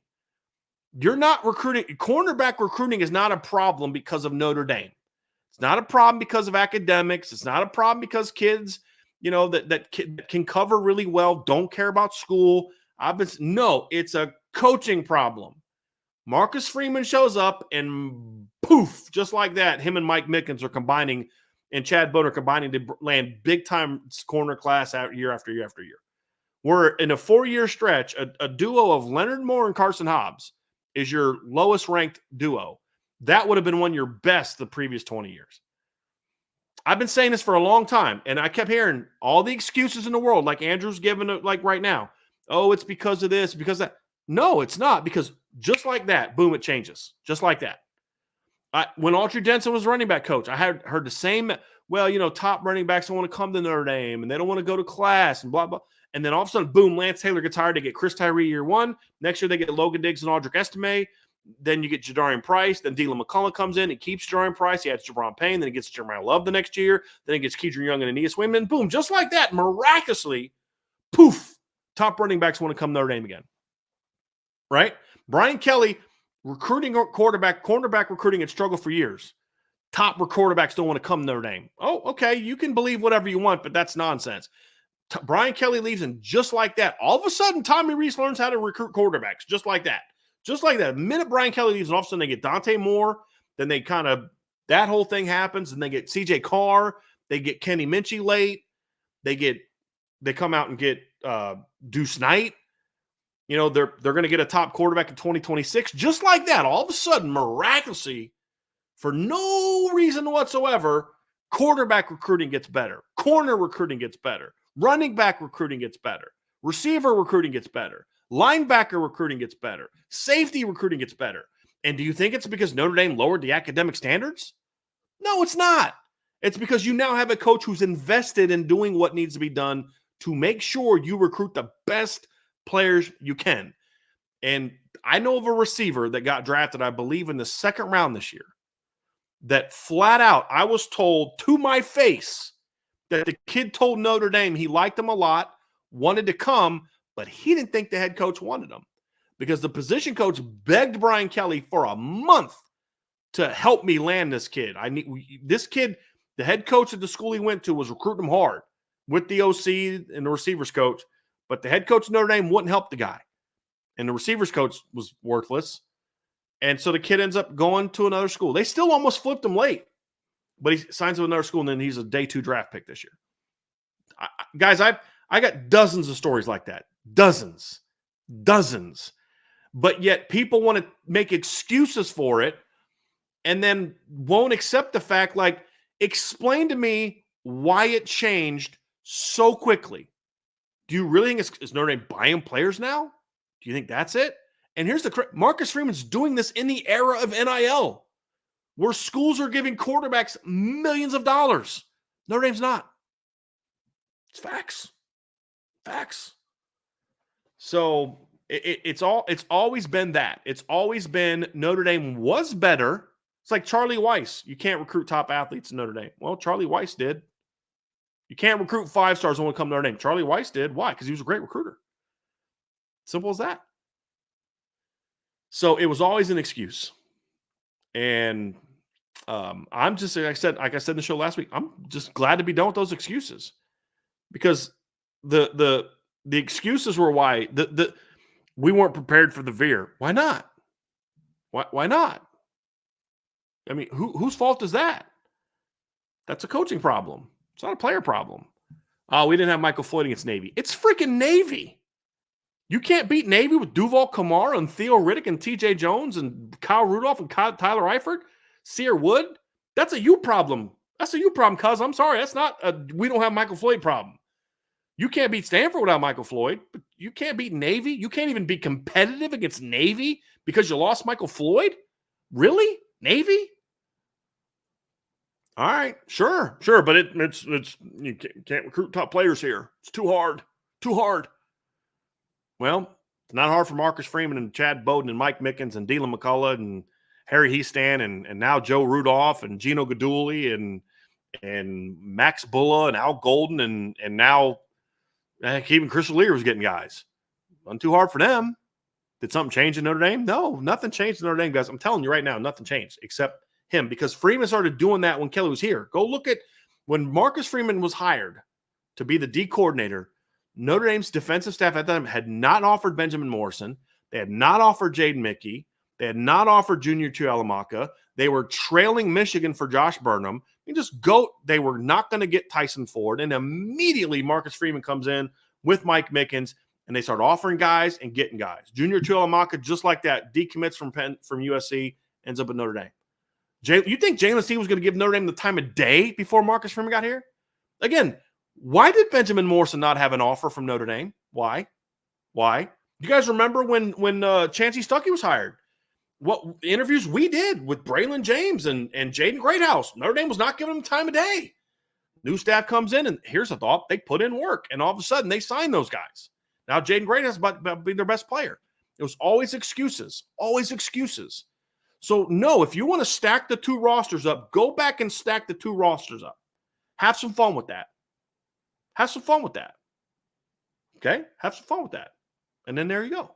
And if you now, in 2024, still want to be a BK apologist, That's a you thing. That's not a me thing. I've been laying it out for you for years. People didn't want to listen until he left, and then everybody wanted to jump on board and start bashing Kelly for he didn't do this, he do that. I've been saying this for years. So you can still worship at the feet of Brian Kelly all you want. That's probably a bad idea because the proof is in the pudding. And here's the thing. You want to point to something Marcus Freeman didn't do? You want to know a big difference? Marcus Freeman doesn't make excuses for it. I don't make excuses for Marcus Freeman. Somebody said, well, what's the excuse for Freeman? I don't make excuses for Marcus Freeman. You know why? Because that's not my job, number one. Number two, you know who else doesn't make excuses for Marcus Freeman? Marcus Freeman. Do you know who made excuses for Brian Kelly more than anybody on the planet? Brian Kelly. That's the difference. Marcus Freeman's going to screw up. He's going to have misses. He's going to make mistakes. Am I sitting there saying he's perfect? No. But you know what he doesn't do? Make excuses. Get on the phone. Try to convince me and other people that, no, it's better than you think. Well, we can't do this because it's too hard. We lost this guy because, we couldn't get him through academics. We couldn't do this. We couldn't do that. There'd be kids Notre Dame been recruiting for 6 months. Love the kid. We're going to get him. And all of a sudden, he goes on to visit somewhere else, and they start fading. And miraculously, just like that, I get 3 people from Notre Dame texting me or calling me saying, yeah, they had academic problems. What? 6 months you've been on this kid. You never brought up a thing about academics, and all of a sudden it's an academic problem. No, that's a lie. You got beat. Say it. You got beat. They would make excuses nonstop. Do you know how many times I've heard an excuse from a Notre Dame staffer about a recruit that they missed in the 3 years since Marcus Freeman's arrived? I'm being dead serious. Do you know how many excuses I've heard from Notre Dame staffers in that time? Zero. Now, explanations, but not excuses. Well, we didn't get that kid because of something outside our control. They said, look, we did our best and the kid did this. They would explain, hey, maybe this kid lied to us, but that's an explanation. That's not an excuse. Not an excuse. And that's the difference. So you can worship at the feet of the guy that did nothing but make excuses and fall short and pissed away multiple rosters that should have competed for a title, or you can say maybe he wasn't as good as we thought he was. And now the future is brighter because you at least have someone who won't make excuses.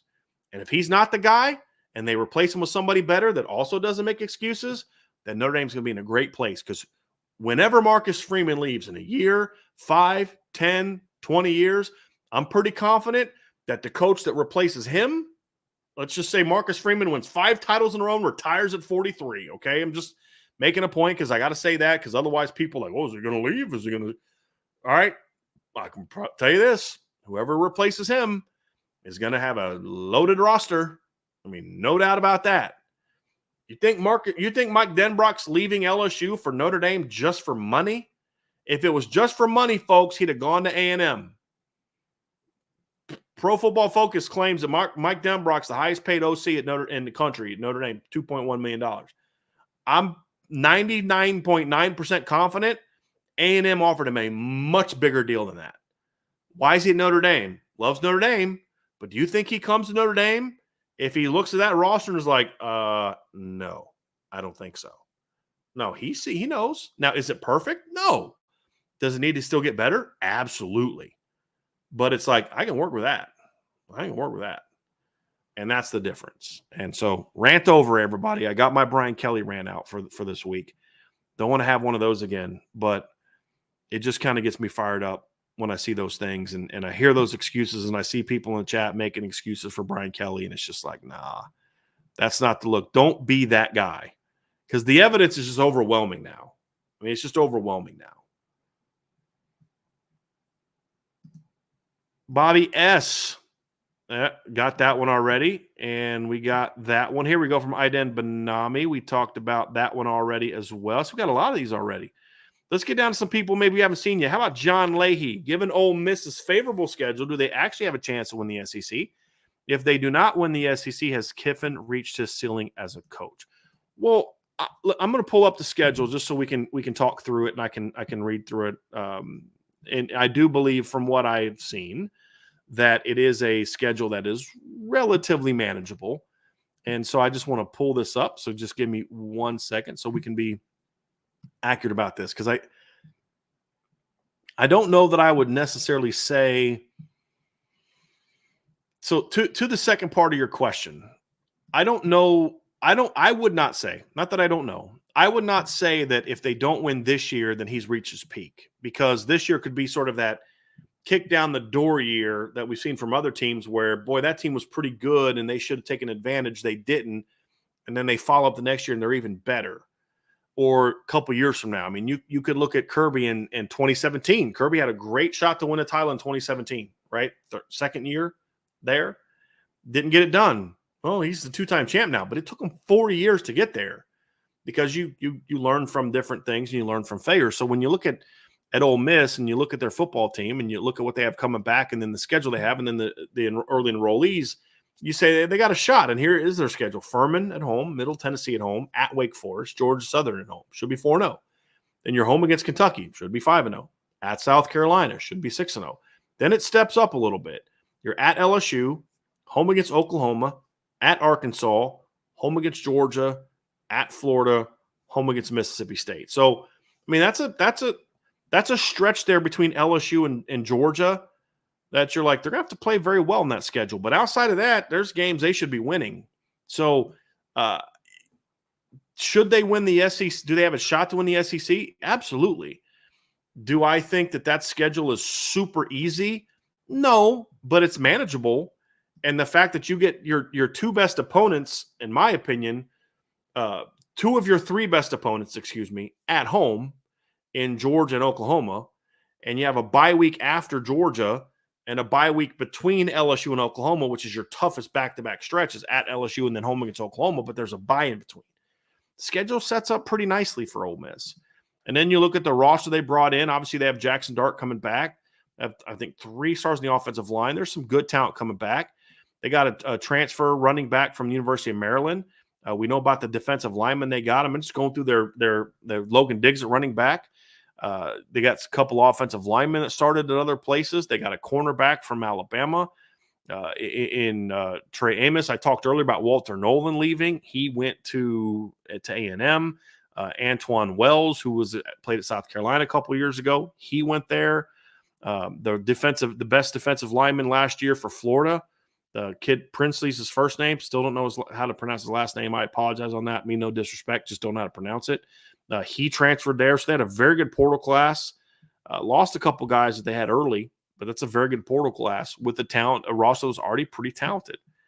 So what I would say is, if they go 10-2 and are competitive, or 11-1 and then lose the SEC title game, will I say he's reached his ceiling? No, I won't say that.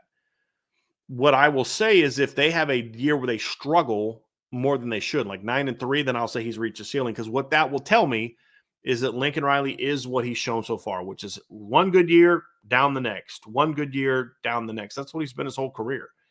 And a lot of that comes from, I think, a lack of discipline. If they're very good again this year, and they're an 11-plus win team again this year, it's going to tell me that Coach Riley, that Coach Kiffin has figured some things out. He's made some adjustments. He's done some things that allow him to be more consistent as a football coach. And that will tell me that, okay, maybe this year it didn't pan out, but Ole Miss has shown that they can recruit good high school players. Mississippi's got a pretty good per capita ratio of players, and they can be effective going to getting top portal guys. And that'll tell me that there's some staying power there a little bit. But it's going to have to be, boy, they were close. If they're not even competitive John, so I say if they don't win it, I won't say he's reached a ceiling. But if they're not really competitive for it, then I'll say, yeah, he's reached a ceiling. He's not a guy that could take him over the hump, because there's no excuse for them to at least to not be a 10-plus win team this year in the regular season. Should at least be that, in my opinion.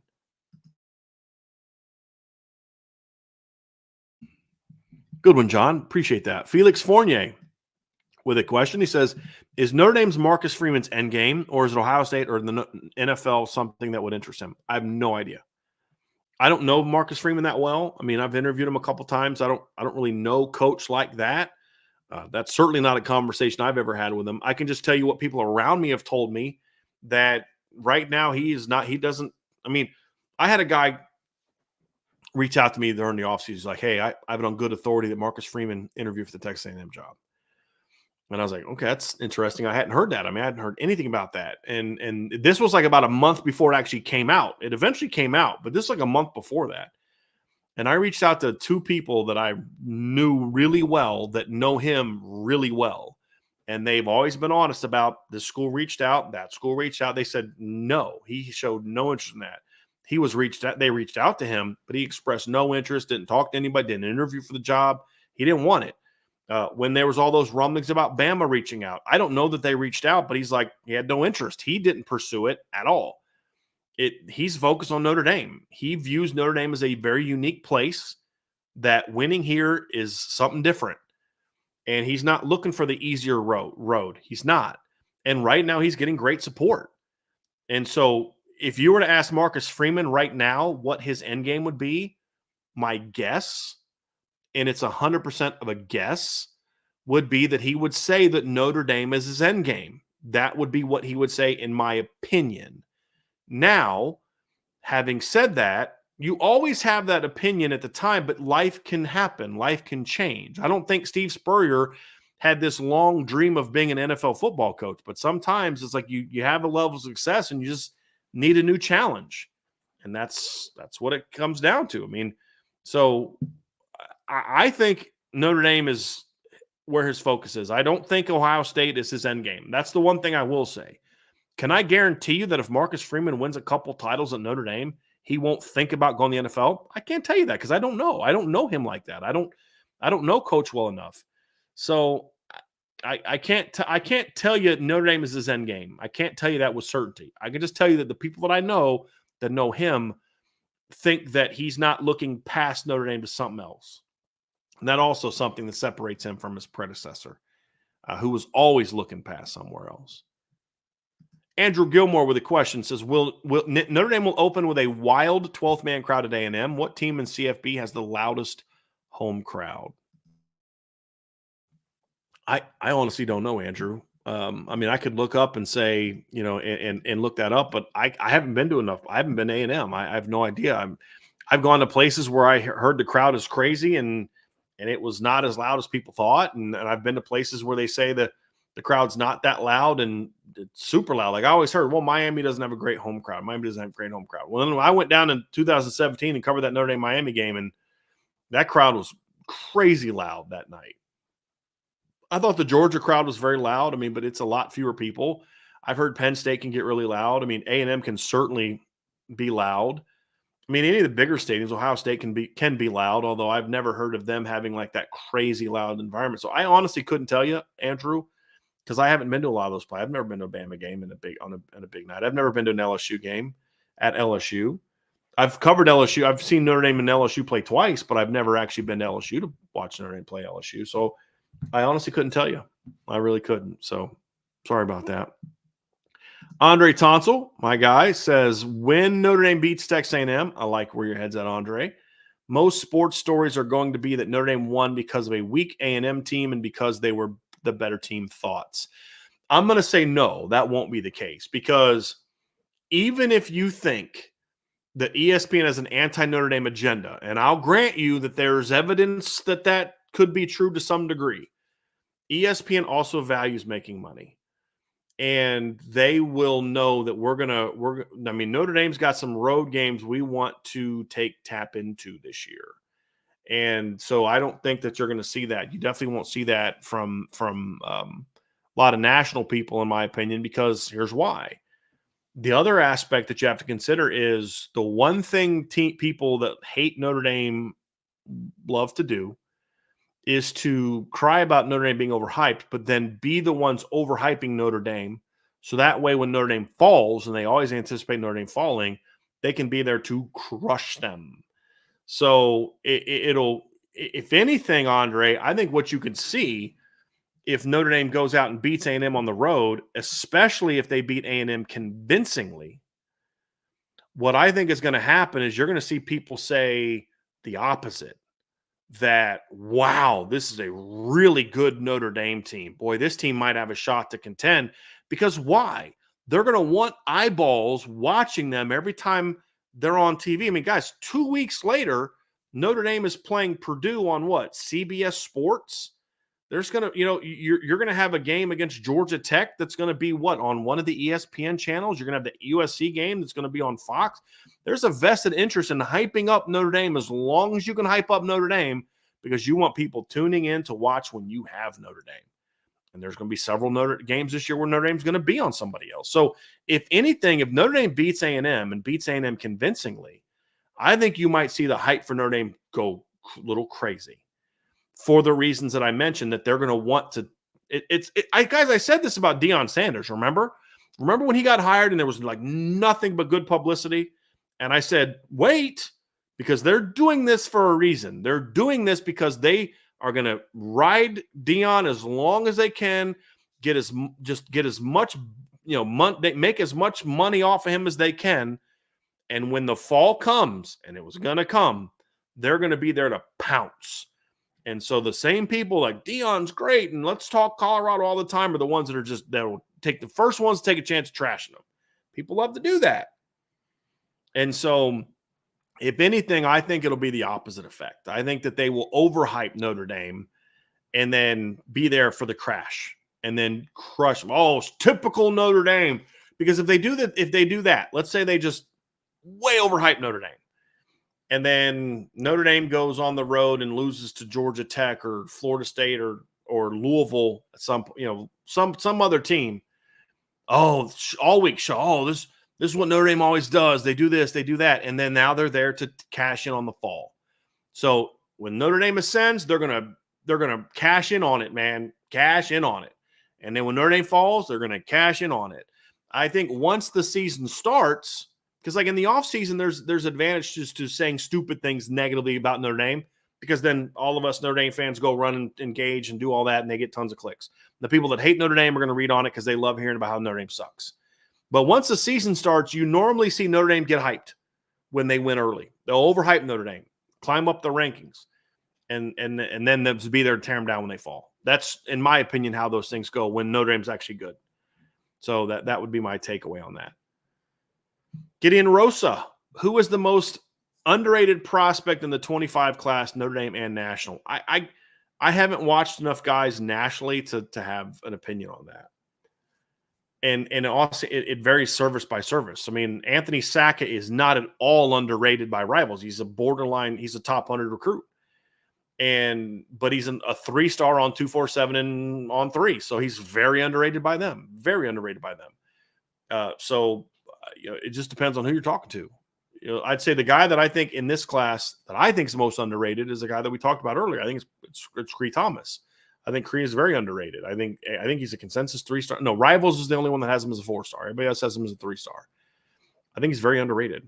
I think he's a top 150 to 175. I mean, at least top 250 kind of guy. I think Cree is very underrated. If I were looking at the rest of the class, just guys that are underrated kind of across the board, Elijah Burris is one that I think is very underrated. I think Elijah is a very good football player. I think he should definitely be I get that the production wasn't great, but I see other receivers. I mean, somebody said, well, I got to see with Elijah Burris, I need to see him produce more. I'm like, okay, well, Elijah Burris, I believe last year had more receiving yards last year than Derek Meadows, right? I mean, so if we're going to say that this guy's really good because he whatever, but this guy's not because he hasn't produced, well, I'm like, well, Elijah Burris last year had 25 catches for 434 yards. I'm very confident that's less than what Derek Meadows had last year. So,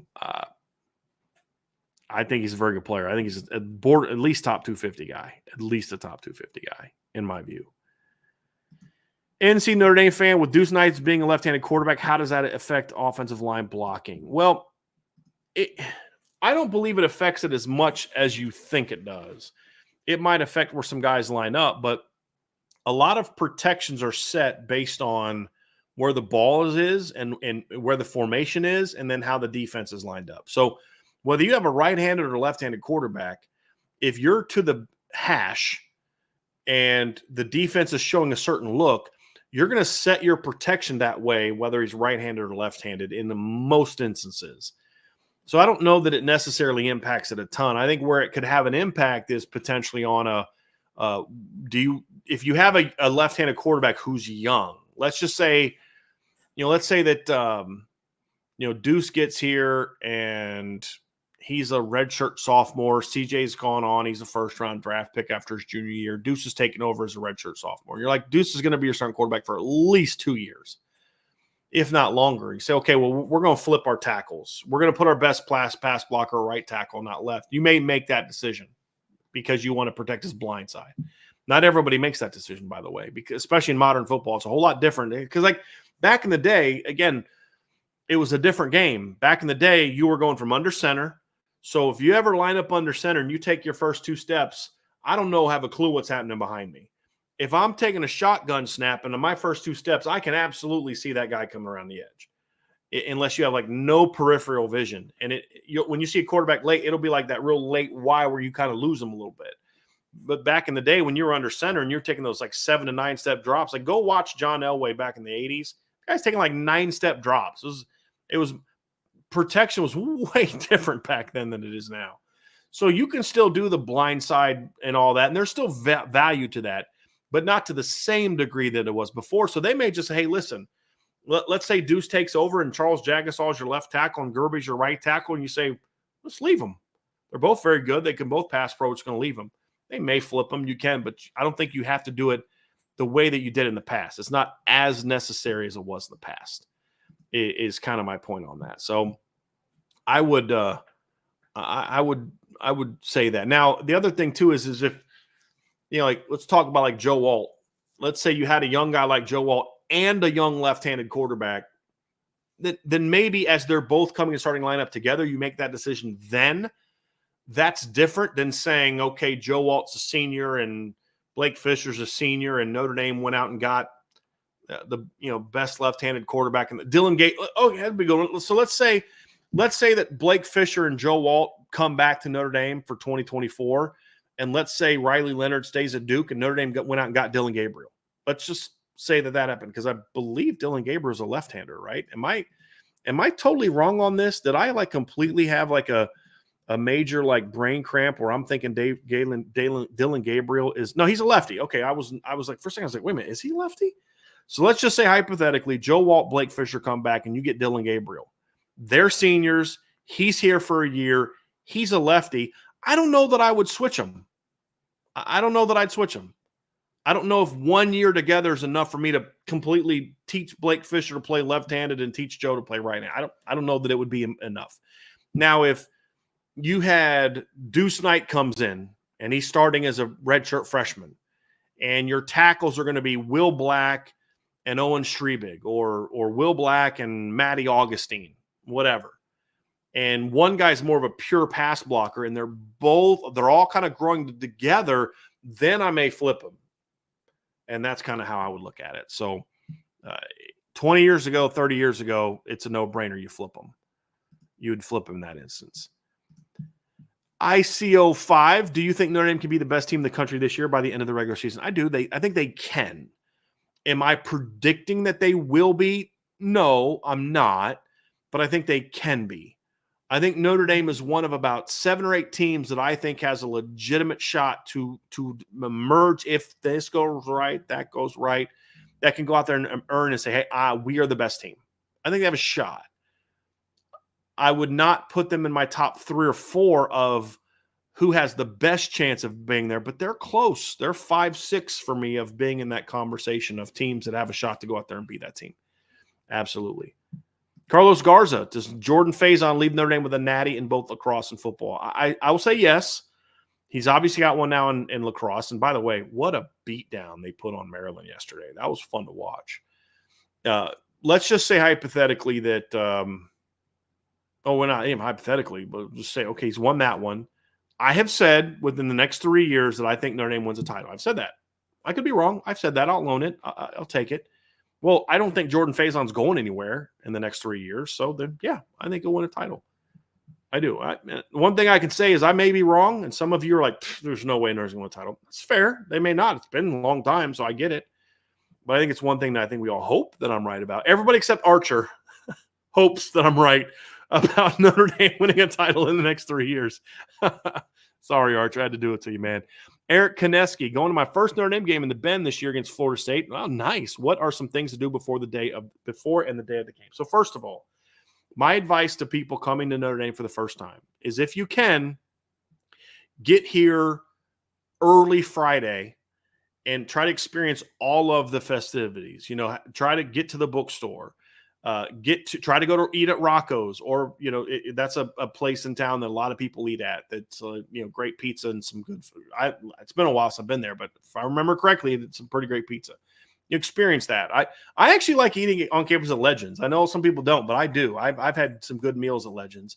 But you want to do the trumpets under the dome or wherever they do it now. I don't know if it's back under the dome or not, but I know they used to, but they still do it. Make sure that you. And I can't even tell you all those things. We'll reprint. There's a thing that we do every year. Andrew McDonough, who writes for us, is a contributor for us during the season, did this thing, and he updates it every year to make sure it's up to date of all the different things to do. If you can get there on Friday and see if you can schedule one of the stadium walks where you can go in and check out the locker room if they're still doing that at the time. See if you can do that. You're going to want to do your best as this player walk's another one. So, find out what time that is and make sure that you see the player walk. Get over to the Basilica. Check that out. If you're a Catholic or if you're not, I'll say a prayer at the grotto. It doesn't say you have to be a Catholic. I don't believe what I'm, there's certain aspects of what I believe prayer is that may be different from others, but like I've absolutely gone over there and got on my knees. I've lit a candle for people that have asked me to do so. But I've never done it like for myself, but I'll get on my knees there and lift up prayer requests or struggles or concerns or praises there, which I think is very cool. So if you're a person of faith, and I think that's a very legitimate spiritual experience to be at the grotto and to get on your knees and pray there. The Basilica is an amazing facility. Get a chance to be over to the Golden Dome, head over to the library, which is Touchdown Jesus is not a building just for it's a library. It's pretty cool. And then of course the bookstore. So I think that's a pretty cool experience too. And if you get there long enough, I would say walk around the lake over by the grotto. If you can find a quiet time, like early in the morning, especially, it's a really peaceful, very peaceful walk, in my opinion. It's a little harder to do on game weekends, but that's something to do. But there's a lot of cool stuff, man. But really try to get in there Friday. And do as much as you can around it. And look, there's a lot of other people that will have suggestions. Eric, we'll have on the message board. Like there's a lot of things to do because like for me, it's a work day. I don't get to experience all the cool stuff. I'm there to work. And then if you're going to be in town for the Florida State game, the one thing you have to do the day of the game is you have to come to the Irish Breakdown tailgate. Like we will have an IB tailgate at Florida State, so you'll have to be there for that one, man. So that's the other must that you're going to have to do. No doubt about it. Ronnie Reeves, just curious, can you reveal how you get your inside info? Not wanting names, but is it from coaches, players, other media, friends of employees, etc.? Lots of them. I'm not gonna say who it is, but you don't ever just have one source. You don't ever have one type of source. So if I had, let's say hypothetically, I had coaches that I talked to or staff members I talked to, well, that's great. That's a great resource, but I should also be talking to parents of players or parents of recruits and maybe staffers and high school coaches and high school parents and high school players. And you should always have multiple sources and then try your best to bring it all together. But as far as specifics on where I get my inside info, I'm not going to give that. I'll just say this, unless it's from the horse's mouth, it's rare that we ever give intel from just one source.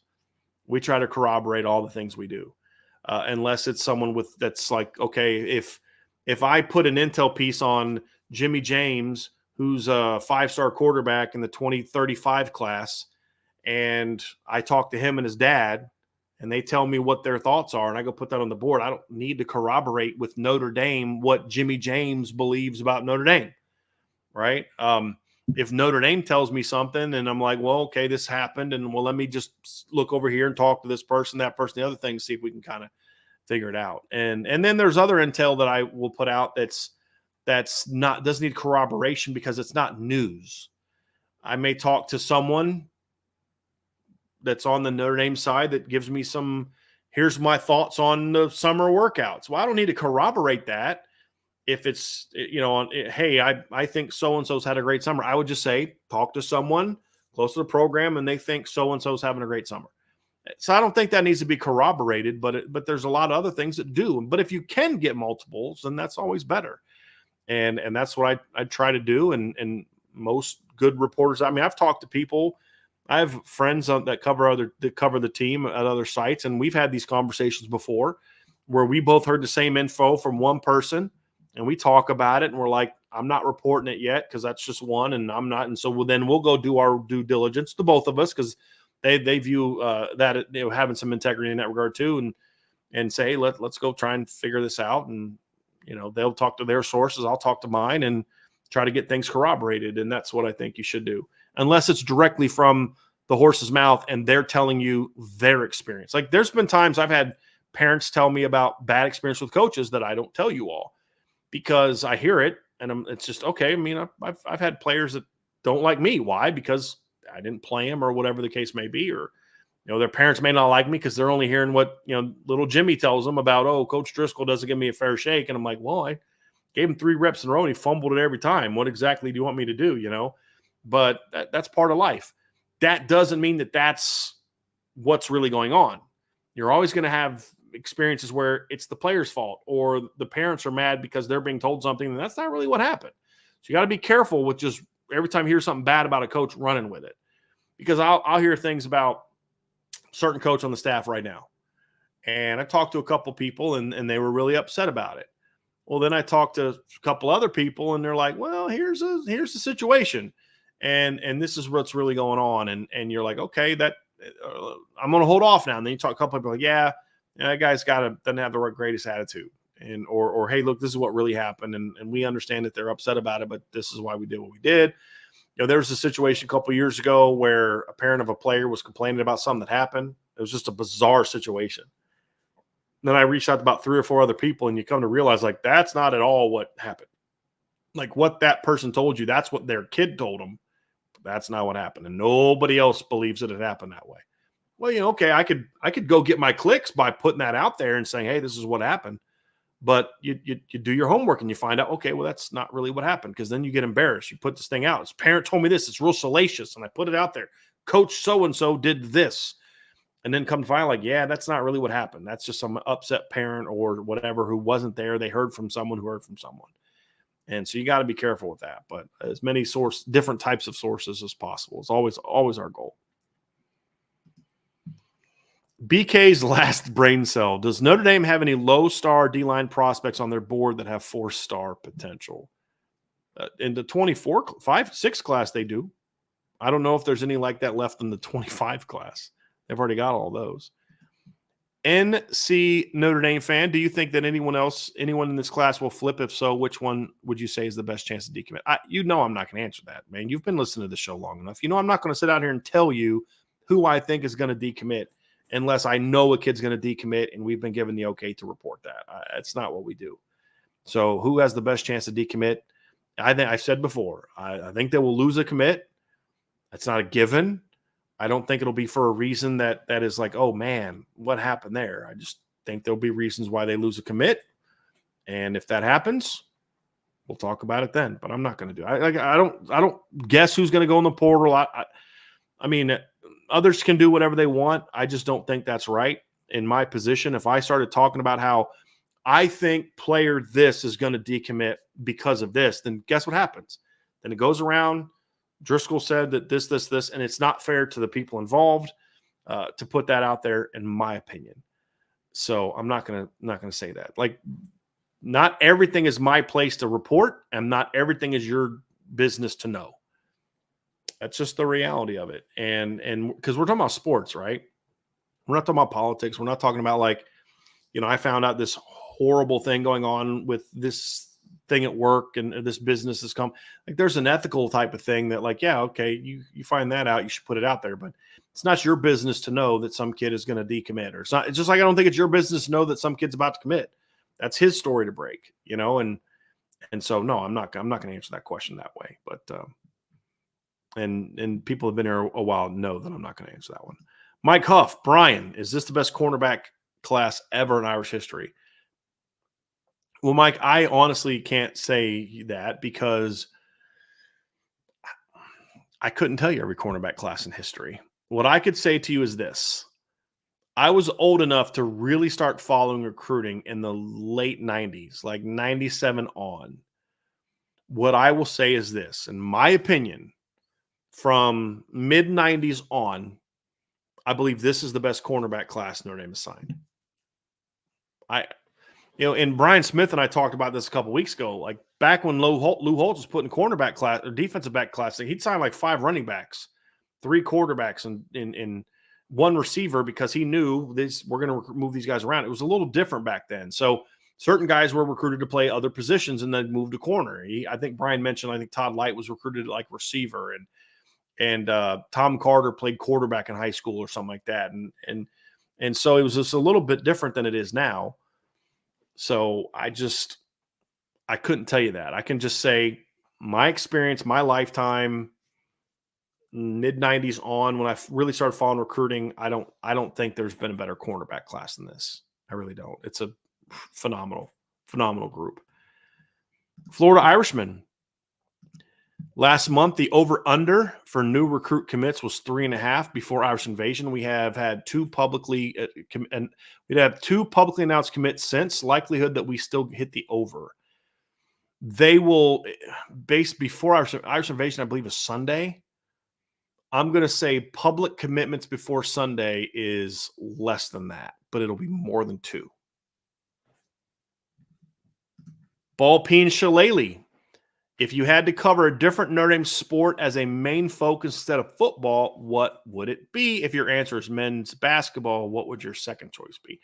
I'll be honest, if I had to cover a sport other than Notre Dame football, so let's say that Notre Dame, I'm still gonna, let's see here.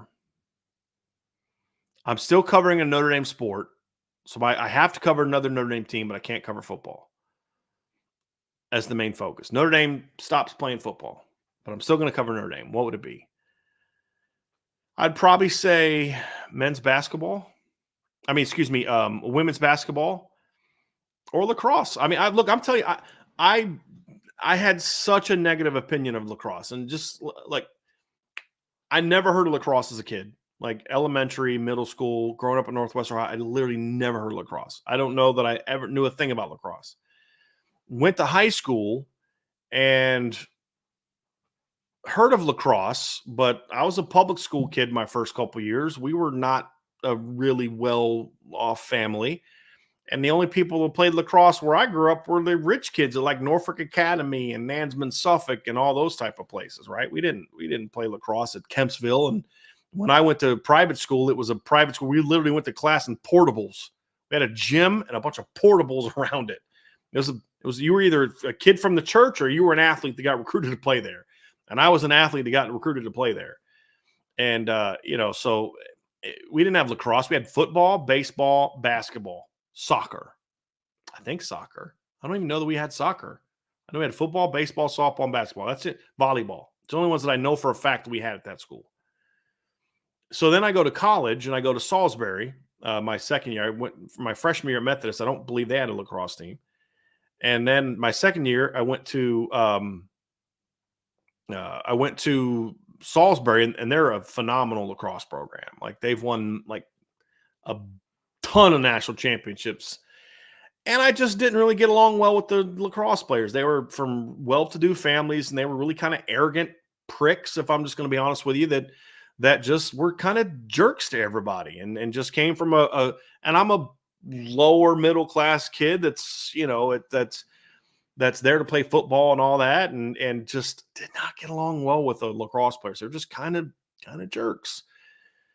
And so I had this really negative opinion of lacrosse, like just, oh God, I can't stand that. But I'll be honest, like the last couple years, and I knew nothing about the sport, last couple years, man, I've enjoyed watching this Notre Dame lacrosse team. And it's a sport that I think I would really appreciate, the strategy and all that other kind of stuff and the physicality. and all that. So I'd probably say women's basketball on that is be number one, and then lacrosse would probably be number two.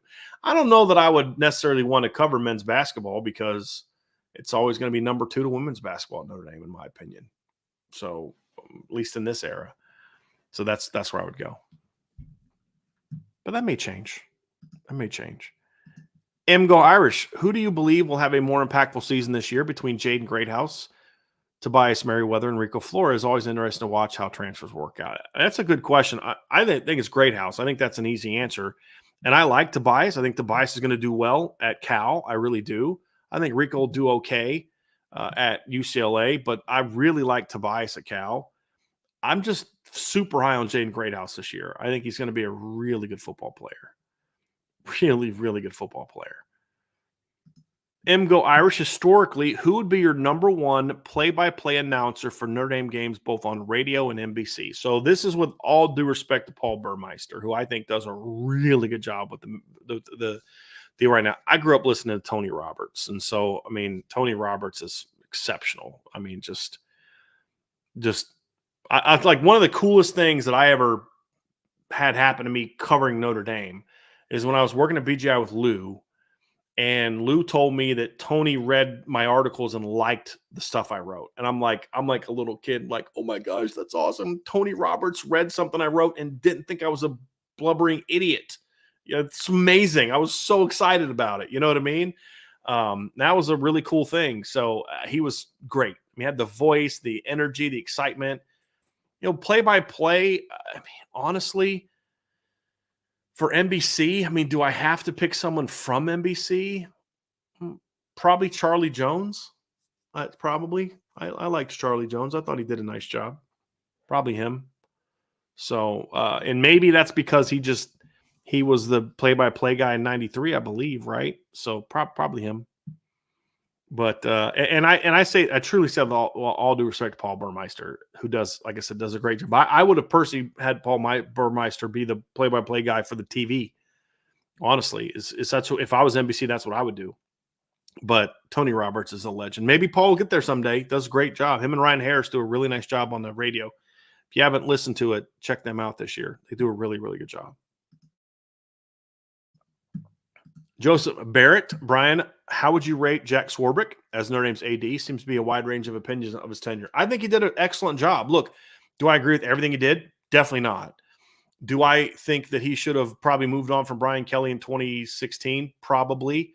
Are there other things that he may be allowed to happen they probably shouldn't have? Of course, that's always going to be when you're here. As long as you are, you're going to have those things. But here's what I know. He did. I'll say this. The program that Marcus Freeman inherited, and I've said this for a little bit, I give Jack Swarbrick more credit for that than I do Brian Kelly for a host of reasons. But I think Jack Swarbrick did a lot of really good things for Notre Dame. Was he perfect? No. Guess what? Neither am I. Neither's Marcus Freeman or anybody else. But by and large, I think Jack Swarbrick did some really good things in Notre Dame. And I know there's people that have certain issues they just can't forgive him for. I understand. And I didn't agree with everything he did. I didn't like what he did last year with the Andy Ludwig situation. I think they misplayed that. I think there's people that he kept around in positions of power that he should have fired years ago. And he didn't. But like we all make those mistakes. Everybody makes those mistakes. There's guys that Urban Meyer probably kept around longer than he should have or shouldn't have hired in the first place. That's true for everybody. But I think on the whole, I think you look at where Notre Dame was in 2010 and where Notre Dame is in 2024 now that he's retiring, and he has done, or actually be 2009 when he first got here to 2024. He did a phenomenal job. I really do. I think Jack Swarbrick did a lot of great things in Notre Dame, and his tenure should be reflected as such. That's what I think. Like in this current era, we're talking about like, you know, oh man, and the future with Marcus Freeman and Micah Shrewsberry and Coach Niall Ivey. Well, who hired all those guys? It's Jack Swarbrick. So Brian Kelly helped turn the program around. Okay, who hired Brian Kelly? If you're one of those Brian Kelly's the greatest thing never happened to Notre Dame since Lou Holtz, well, who hired him? Who believed him in him after 2016? Every other big-time program in the country would have fired their head coach after a 4-8 season like he had. Every single – Bama would have, Ohio State would have. Let Ryan Day go 4-8. Let Dabo with 2 titles go 4-8 this year and see what happens. Let that happen. Gone. Jack Swarbrick stuck around Brian Kelly, went out and basically put a coaching staff together for him while Brian Kelly was trying to leave, and then stuck around and had enough faith in him to say, hey, let's go do this thing. And then Brian Kelly did some good things early, and a lot of the success was also due in part to some of the moves that Jack Swarbrick made happen. And so, yeah, I mean, I think he did a lot of good things. Far from perfect, but did a lot of good things. Got a couple super chats. One from David. Actually, I read the one from Indy Milton fan. I just didn't unstart, so I apologize about that. David Carpenter, super chat. Thank you, David. What is 1 or 2 things you are looking forward to in the coming Indy football season that is not being talked about much right now? Well, David, I'd like to say that we do such a great job here at Irish Breakdown that there's nothing we haven't talked about as much. But in all seriousness, I would say the one thing that I'm looking forward to in the coming season that we are not talking about as much right now would be something along the lines of one of the guys that like Rod Hurd having a monster breakout season, because we haven't seen him yet. He hasn't gotten here yet. Maybe something along the lines of a player that we're not talking about a lot right now has a major breakout. So like we don't talk a lot about, maybe as much as we should about. I'm trying to think of a receiver. We don't talk. Okay, we haven't talked a lot about Jaden Thomas this offseason because he's been hurt a lot. Okay, love to see a guy like him break out and have a monster season. Okay, great. It'd be something like that, David. What are some of the other things that we haven't talked about? Well, we haven't really done a deep dive into the schedule. So, things about sleeper teams and just the makeup of the schedule is something that we'll talk about more. And I am kind of looking forward to it. But like one of the unique things about Notre Dame's schedule that we haven't talked a lot about is the fact is they only play 2 games this year on somebody else's campus, because they have 3 true road games. But one of those true road games is against USC, and that stadium's not on Coliseum's not on their campus. Then you have a quote-unquote road game against Georgia Tech, but they gave up that home game so they could play at Mercedes-Benz Stadium, which is an NFL stadium. And then you'll have the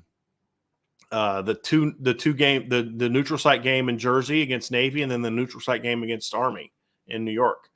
So that's an interesting aspect of the schedule that we haven't spent a lot of time talking about, that I'm looking forward to seeing how it impacts Notre Dame, right? What kind of impact will that have? So that's probably just off the top of my head another one. But I kind of feel like we've talked a bunch about the coaching staff and Mike Denbrock and Riley Leonard and the receivers and the offensive line and the running backs and the D-line and secondary linebackers. I think we've done a pretty good job. So what I would probably say is, who are the teams in the schedule that are going to break out and maybe be better than we think? Is there going to be a Louisville type team this year that, like last year's Louisville, broke out, had a 10-win season, was really good? Who will that be? So it'd be stuff like that. I just think we've done a lot to cover a lot of the things that we could maybe talk about. So hopefully we've done that anyway. Going to get to the last couple here, and then I got to run because I'll be honest with you, I am starting to lose my voice a little bit. But I wanted to get to as many of these as we could today, and I appreciate y'all getting so many good questions in last minute, the way that we got these in last minute. Joseph Barrett, I'll get one from you. Joseph said, Brian, what's your take on Curt Cignetti? He seems like a real no nonsense, matter of fact type of guy. So obviously, for those who don't know, Curt Cignetti was the head coach at James Madison this past season. He is now the head football coach at Indiana. Got a head coaching job at a Power 5 school a little later than normal. 2024. He's this age of 62. But look, here's what I know about him. He's exactly kind of what you'd expect the guy from Pittsburgh to be. I mean, that's where he's from, right? He's from Pittsburgh. He played quarterback at West Virginia. He's got his first job coaching at Pittsburgh. And he's kind of like that. He's a no-nonsense kind of guy, a little arrogant, but in a way where you kind of like it. You kind of like that he's that way. And he's going to bring some confidence. Now, he's also going to run his mouth a little bit and maybe get some people wanting to take some, little extra pounding on you, and that's fine. But what's worked for him in the past is that he's able to get his teams to go out there and play at a high level that way. And so, I mean, yeah, he had success At James Madison, great run at James Madison from 19 to 23, went 14-2. Lost in the national championship game, lost in the semifinals the next 2 years, went 19-4 in 2 years as a FBS team. Had success at IUP, Indiana University of Pennsylvania, made 3 playoff appearances and did some good things in that. So that's all great. He did some really good things. I would say he did inherit a pretty good situation at James Madison. I mean, Mike Houston did a pretty good job with that football team. They'd won a national championship, been runners up in 2 of the three previous years. So he did a really nice job. So I don't quite know what kind of head coach he's going to be. He's had good success. He was okay at Elon, but Elon's not very good. Was good at IUP. Was very good at James Madison. Will he be able to win in Indiana? I just don't know that that's a place that you can win. I know there's some people that are going to get real pissed at me and they're Indiana fans or whatever, but I just think any chance a program like Indiana had at becoming a top 5 or 6 Big Ten team that anybody cares about was eliminated when they went out and brought in Oregon, Washington, USC, and UCLA.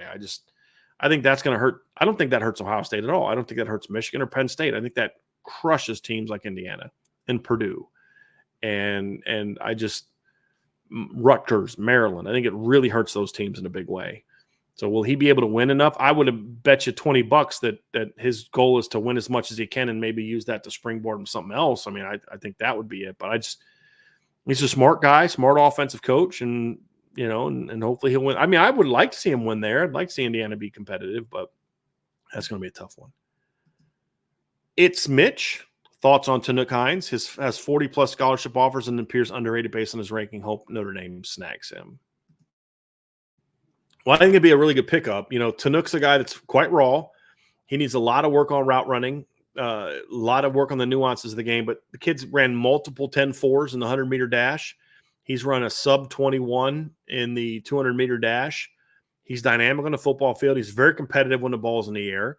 He's a strong kid for his size. Knows how to play football, just needs to learn how to play receiver. And, so a lot of times when you have these really fast 10-4 track kids, the physical part of the game is not necessarily something that they thrive in. And he actually shows me a lot of toughness. And so I do believe he's very underrated. Not quite sure why. I would imagine that'll change somewhat soon with some of the big schools after him. But I agree with you. I think Notre Dame, I wouldn't be nice if Notre Dame signs him. Look, he brings a level of taking the top off the coverage that they don't have in the class right now. I've said this. I love Elijah Burris. Sean Terry brings a really nice niche to what they do.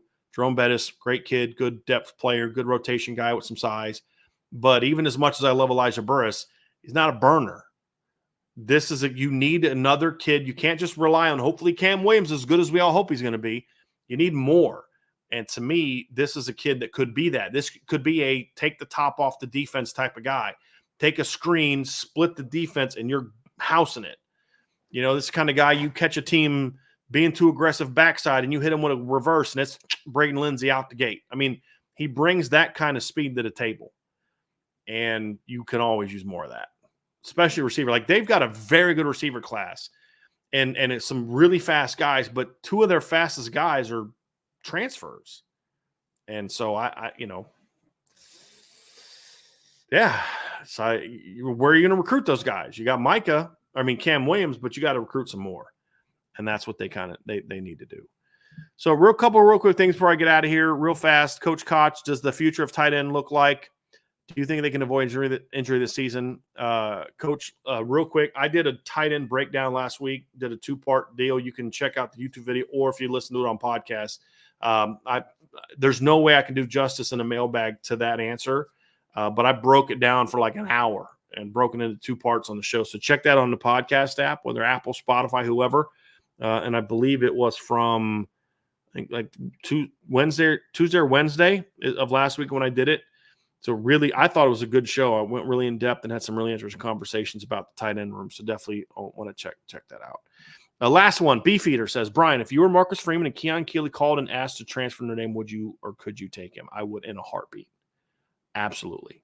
I would take him. No, I would. Okay, let me see if we're being honest, if I'm Freeman, I have to, what was your academic profile? Did you get in any trouble? I got to look at that stuff. But as long as all that checks out, 100%, I would take Keon, 100%. No questions asked.